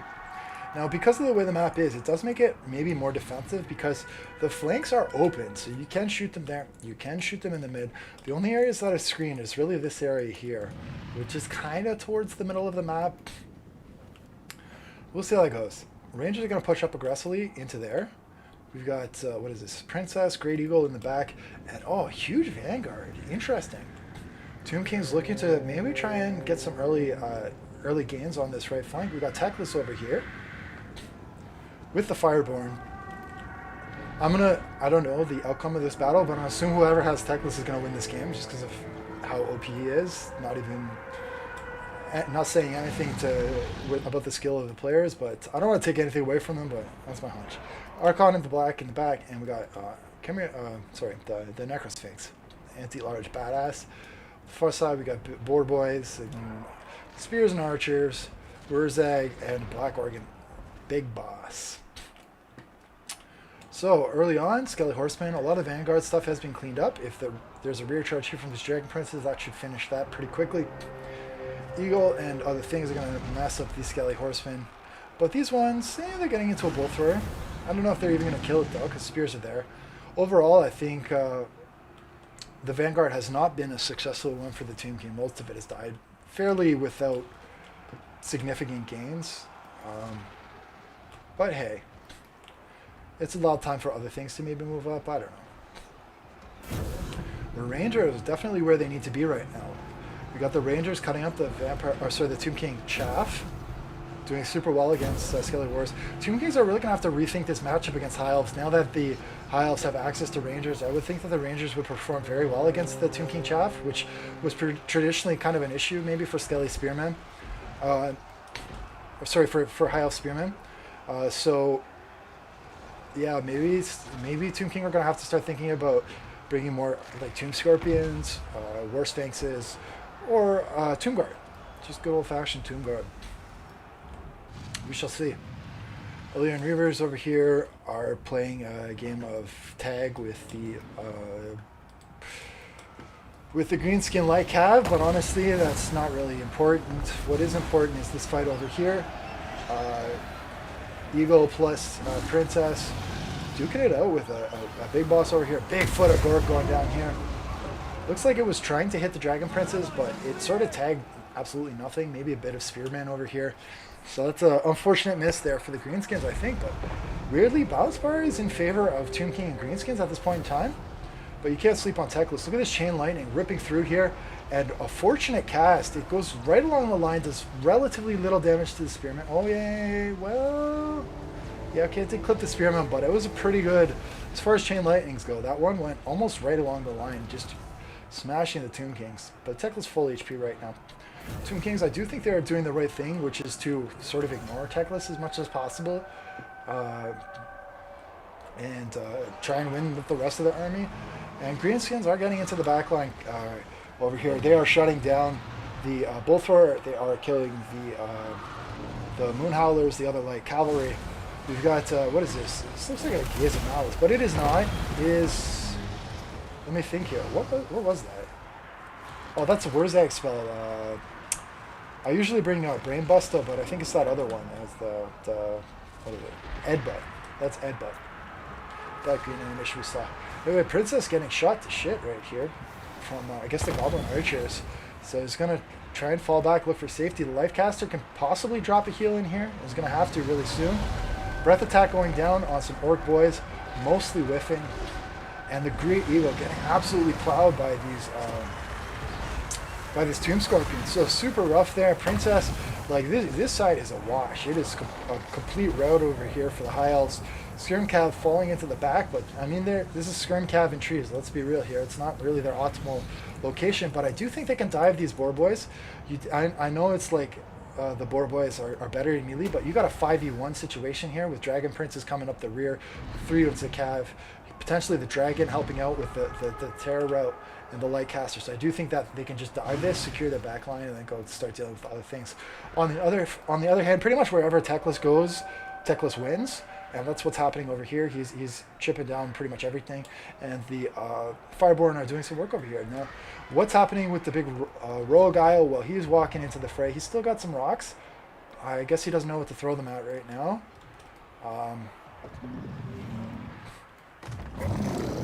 I feel like making a testicle joke about stones with the Rogue Idol, but hey, I'm going to try and keep it a little bit PG-ish. Anyway, Princess is up there. And I don't know what happened to the Lifecaster. What happened to the Necrosphinx? Did it get killed? No, here it is. I'll check in on that. Necrosphinx is in here with Archon on the back. Archon is on his awesome chariot here, which is a super cool mount. I love the look of that thing. It's purple. It hovers in the air. I mean, what more can you ask for in terms of the rule of cool, right? Oftentimes in tabletop, people will say that, the rule of cool, and I really latch onto that because the rule of cool is like, sometimes it's not about what's the most competitive, it's about what looks the coolest on the battlefield, what you like painting, what you think is awesome to play with, And I think Archon the Black on the Chariot definitely wins the prize for the Rule of Cool. But yeah, I don't know about these Skirm archers, honestly. On a lot of maps, Illyrian Reaver's archers are really good. Against Greenskins, they're fantastic, because if you can win that light cav battle, then you can maybe pick apart the Greenskins, because like, one thing Hyle's risk against Greenskins is just getting overrun, right? But Illyrian Reaver archers are pretty good counter to that, but on this map, which is a small map, it's really hard to get max value out of your Illyrian Reaver archers. But we'll see. I mean, they could still get the last laugh here, but a bit of trouble here for the Greenskins in terms of their important units. What do we have here? Teclis going up against Rogue Idol. Interesting fight here. Teclis does get, I think, netted by Wurzag. I thought I did see effigy of a Git going down here. We've got Wurzag sitting in Goblin Spears, and actually the White Line Chariot is close to breaking this. It does break the Spears, which is an anti-large unit in the woods. But actually, no, the Goblin Spears do not get anti-large. I correct myself on that. But yeah, you got Wurzag possibly losing to the White Line Chariot. I'm not really sure. Anyway, it seems kind of even. Eagle Call both Earths falling back here. A lot of chaff here in the woods. Just kind of going where it wants to. Reaver's getting tied up here by chaff. Probably micro being taxed, but a lot of the Tomb King stuff is starting to crumble. The Sphinx is going to chase these guys right off the map. They have run out of real estate. These guys, I mean, they need to just scoot out of here because they're going to get overrun. But Archon the Black on his Rule of Cool super sick Chariot is going to make that really difficult, and he's just making it so that stuff can't really kite very well. What is this DJ effect going on? Oh, that's the curse. That's the curse from Archon, which is just dropped. Doing a lot of damage to the Dragon Princess here. Archon, of course, taking a lot of damage as well. You definitely want to be careful about the damage you take on your Lord as Tomb Kings. And this is scary for Tomb Kings. Here comes a Princess. If the Princess just dives this, that could turn that fight really quickly against the favor of the Tomb Kings. That is a scary situation for Tomb King. Archon probably wants to get out of here now. Oh, that breath attack. Oh no. Archon, you were cool. You were cool. You're dead, but you were cool. But maybe you'll rise again. Necrosphinx, though, he's trying to help him out. Sadly for Archon, he will never heal. The High Elves can heal, though. They're cheating. We all know High Elves cheat. And, yeah. Mage of Life can possibly heal the Princess here. I don't know how many Winds of Magic are left here. We're going to see another... What was it called? That's the thing from Wurzag. I legit just checked it and I already forgot. But Edbutt. It's Edbutt. It doesn't look like a head at all. I don't know why they call it Edbutt. And it doesn't come from his head. It makes no sense. Let's be real. But anyway, Wurzag's dead because Teclis is OP. He breaks. So leadership again is the issue. Greenskins and Tomb King. You usually have to win fast because if it does turn into a grind out type of game, odds are you're going to lose your leadership, and then other things are going to cycle charge you to death or pick you apart. And that looks like what's happening here. So a situation where it was massively in favor of Greenskins and Tomb King, because Archon and Wurzag basically died, now you got Teclis and Princess basically going to do whatever they want, go around and probably cut things apart. Now there is one thing left in the bag here for Tomb Kings, which is the Necrosphinx. So can the Necrosphinx carry them to victory? We're going to watch this and see. To give them their due, but I think first of all he has to sit in the woods because he's not going to catch anything with the Skelly boys. Let's be real about that. Princess is going to use the rest of her ammo on him, which is the right call. Probably could have gone a little closer for those shots. We're going to see Earthblood here, which is going to make the bounce bar even more hard. But yeah, man, you got anti-large here, you got chariots for infantry, you got Teclis, you got a dragon. Like the Necrosphinx is going to be in tough here, and he's also kind of out of position here. And I don't know how many breaths are left. For a couple, oh my God, Teclis, you're a savage, Teclis. That was rude.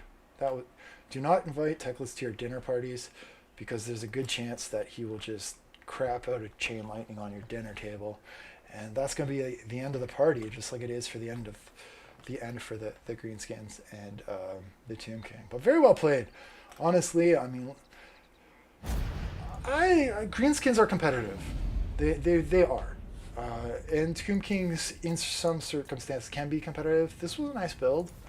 But I have to say, High Elves right now are right at the top of the competitive tier.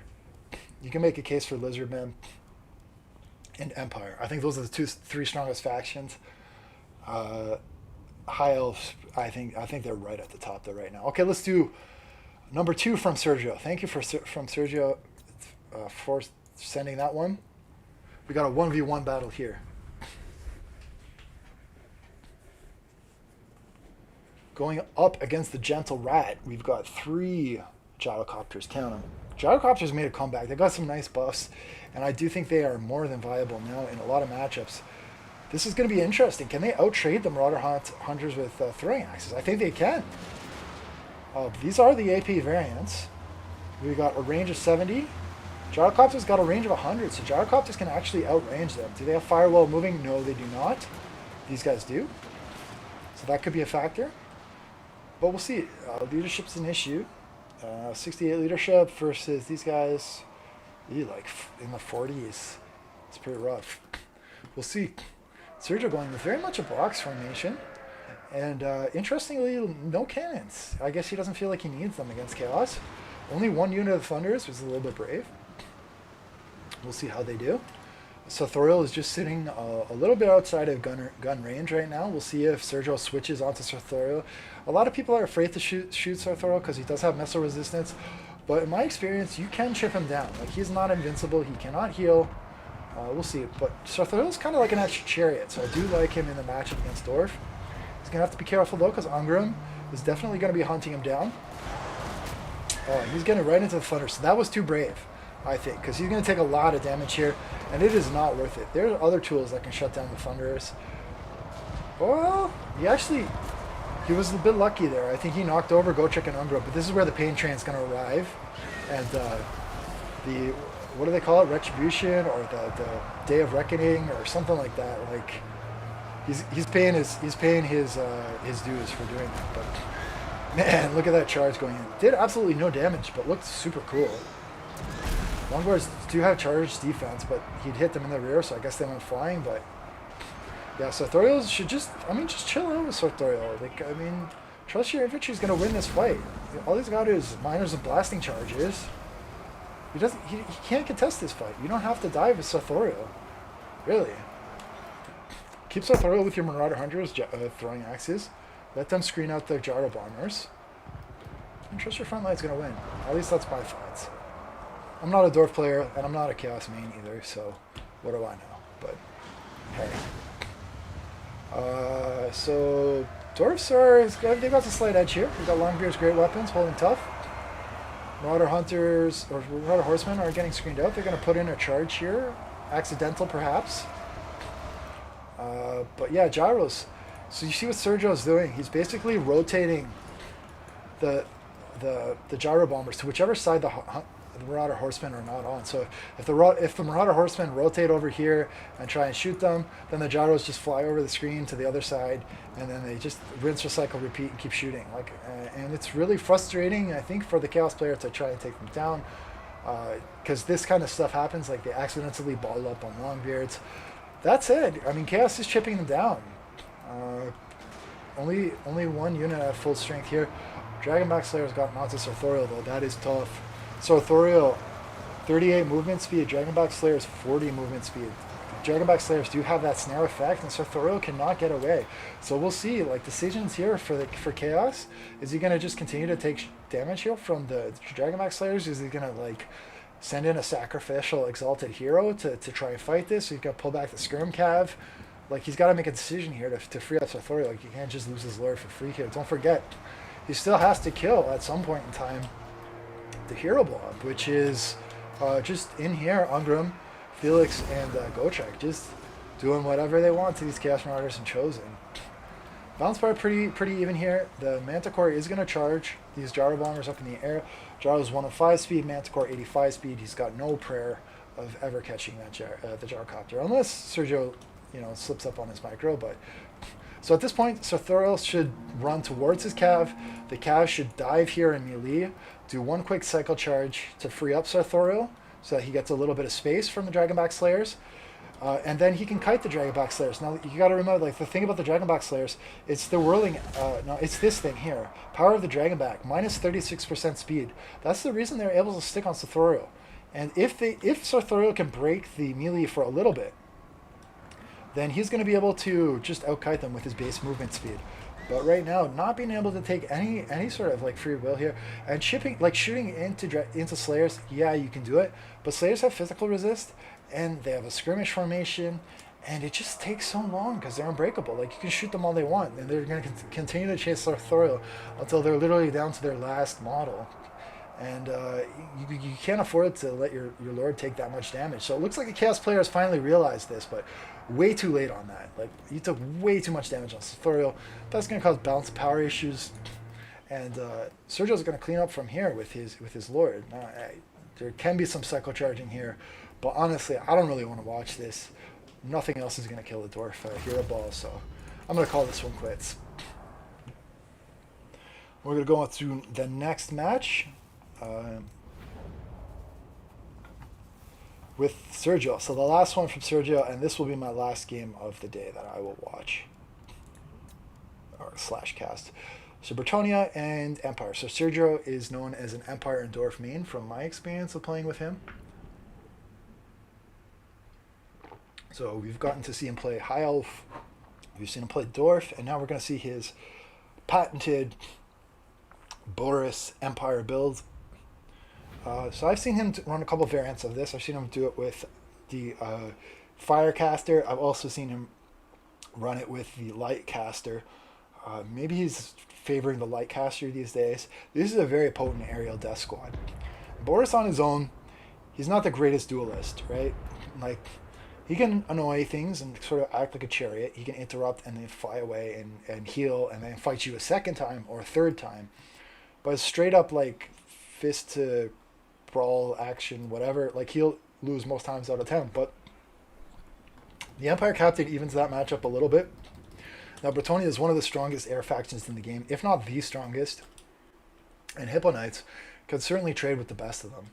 Now the question is, are these silver bullets and the cannons and the Lightcaster going to be able to isolate the Hippogriff Knights so it's not really a straight on fight between Boris and the other guys? So the Hippogriffs are taking cannon shots here. They could have been kept sort of out of range while the front line was moving up. They can always fly back in range. So I think that's a little bit of a miss micro by the Bretonnians, taking some unnecessary damage on a 2,000 gold unit. Knights Errants are pushing out to the flank on both sides. So pretty typical little Bretonnia stuff. What I want to see happen here from the Bretonnian player is try and get those spears to lock up the halberd units. I would like to see those spears go a little bit wider. It does look like they're trying to push to them. We'll see if they get there, though. The Flagellants can potentially lock these guys up, but I think that the Bretonnian's got to go wider enough, so he makes the Empire player pick which of these two Spearmen units he's going to go for. I would also say these Spearmen do not need to engage these Flagellants here. There is no reason to engage those, because that is a fight the Flagellants should win, I think. So you might as well just delay it. And if the Flagellants chase after this unit, I don't know. We'll see. But I need to talk about the important fights. And this is an important fight. This is Sergio taking out a unit of cavalry for free. Knights of the Realm, 700 gold. That's helping him secure the mobility advantage. Now, the Bretonnia player, it looks like they were getting a little greedy here, trying to take out the silver bullets and dive the back line. I do not think that was what they need to be doing here, but Knights of the Realm are going to get a nice rear charge onto some Halberdiers. Halberdiers are anti-large and pretty good at fighting cavalry, but of course if you do hit them with the rear charge, you are applying leadership debuffs. The Overwatch fire from the Peasant Bowman is also applying a leadership debuff, and they're pretty much fully surrounded, so a lot of leadership pressure on the Halberds, but they are holding firm here. We do have the silver bullets firing in here on this hero blob. Now they are focusing the Hippogriff Knights, which is the right choice. Don't forget, Lewinker does have missile resist and heal, so the correct choice is to either get the Paladin or the Hippos off the field. Now the Paladin usually has Charm Shield, not always, but usually, which means that he also has a certain amount of resistance to shooting and other sorts of damage with that ward save. Which again means that I think you need to go after the Hippos first. But this is really where Boris needed to be fighting, and that's exactly where Sergio was able to take the fight. Now, on the other hand, the Lycaster did flee, but it's going to rally. And unfortunately for Sergio, the Silver Bullets are going to run over here. So, really even fight. Too early to call. The Demis doing what they need to do, cleaning up the Knights Errant. Cannon's still online. Cannon is firing at the Royal Hippo, Hippogriffs. Lewin Curry is going after Boris, so I think he getting distracted chasing Boris, but maybe I'm dead wrong, because, man, he is doing damage. Without rear charge, he chunked Boris down to 25% HP. Boris is close to breaking. But yeah, I mean, even if he breaks, you still got the Empire Captain here. I don't think Lewin Curry is going to be able to chase him off the field. Don't forget, there is the Light Wizard as well. Worst comes to worst, Light Wizard flies over there, nets Lewin or whatever, breaks him up. But this is super cool stuff. I mean, you got Lewin in the air supported by a Paladin versus Sergio's Boris supported by an Empire Captain. So it's really like almost symmetrical builds. And the difference is the Hippogriffs versus the Lightcaster. And then you got the Lifecaster on the other side for the Bretonnians. So the Empire really relying on Boris's like self heals to kind of carry the day here, and hoping the rest can hold. So Balance Bar in favor of Bretonnia right now. We got to see if these Silver Bullets can be like a decisive factor. Did we see the net go down here? So the net does go down here on Lewin Kerr. I don't know if that was needed. Maybe it was just to get Boris out of trouble there. But I would have maybe liked to see the net get used on the Hippogriffs, sort of more dire circumstance, or like it just before the Silver Bullets were about to get dived. Definitely in a situation where the Silver Bullets are within range and are able to pop a few volleys. Like, I mean, the Hippos or the Demis probably could have tied up Lewin anyways. But if you can net the Hippos in the air, like within range of the Silver Bullets, and then use I don't know, somehow keep these Knights Errant off of the Silver Bullets just for 2 or 3 seconds so they can drop that volley, that can be super, super good. Balthazar still dead even, but maybe a window of opportunity here for the Empire. The Hippogriffs are like down to 4 unit models and close to breaking. Of course, the Light Wizard and or Empire Captain can chase them off the field with their foot speed if they are able to break. Lewin and the Paladin a little distracted over here, fighting with the Demi. So I did criticize the Knight of Ammontok, but maybe it bought Sergio just enough time to deal with this stuff over here. Now, the Demis, I do think, need to rotate over to the Lifecaster and receive that heal. Lifecaster's got a decision to make if she does have any winds of magic left. Is she going to heal the Paladin or is she going to heal the Hippogriffs? In terms of winds of magic cost, regrowth. Let's take a quick look here. Regrowth is 13 winds of magic, and the Net of Ammontok I think is sitting around 11. So I think Sergio should get more winds of magic. Should be able to get more casts than the Emperor. Oh, he does have Bionis Tie Warp as well. And he's got the Power Stone. Yeah. Oh, 9. Only 9 for Net of Ammontok. So definitely going to be able to cast Net of Ammontok more often than the Bretonnian player is going to be able to cast the Regrowth. Boris is running for his life over here. But good thing for him, he's got Net of Ammontok, he's got the Empire Captain, and he's got Bionis Time Work. So basically a lot of movement shenanigans to allow Boris to escape to safety. Lewin Kerr, man, he's getting distracted. Like if you're chasing Boris around the map, you're doing something wrong 9 times out of 10. You gotta kill other stuff, basically. And this is a bit scary for Lewin, because now he's in a 3v1 scenario. So Sergio is showing the power of the triple hero death squad in the air. These Hippos are like, they're on ice right now. They're not helping in this fight. Lewin's getting smacked. And yeah, I like it. I don't know. They're going to come in here, try and drop a rear charge. We'll see if there's any shenanigans left here. Earthblood Regrowth maybe could help things out. I mean, Captain's close to breaking. I didn't see what happened to the Paladin for Bretonnia. Maybe, I think he's done though, but yeah, there goes the Lightcaster. But Lewin, he's got too much to do right now. He's just stretched a little thing. He can't chase the Light Wizard off the field. This is the KO play I was talking about. If you get the Silver Bullet shooting in on the Hippos, that's the biggest win you can get for the Empire player, and he was able to do that there. So now it's a 2v1 on Lewin, and this is Sergio's game to lose. He pretty much can't lose this at this point. Lewin's going to go in there. He's going to give the best he can, and I think that's a surrender from his opponent. All right, guys. Well, I hope you enjoyed the matches. I always enjoy casting these things, and if you like this stuff, keep sending me replays. I'll try to get most of the games, if not all of them, depending on how much energy I have, and we'll catch you around. Bye.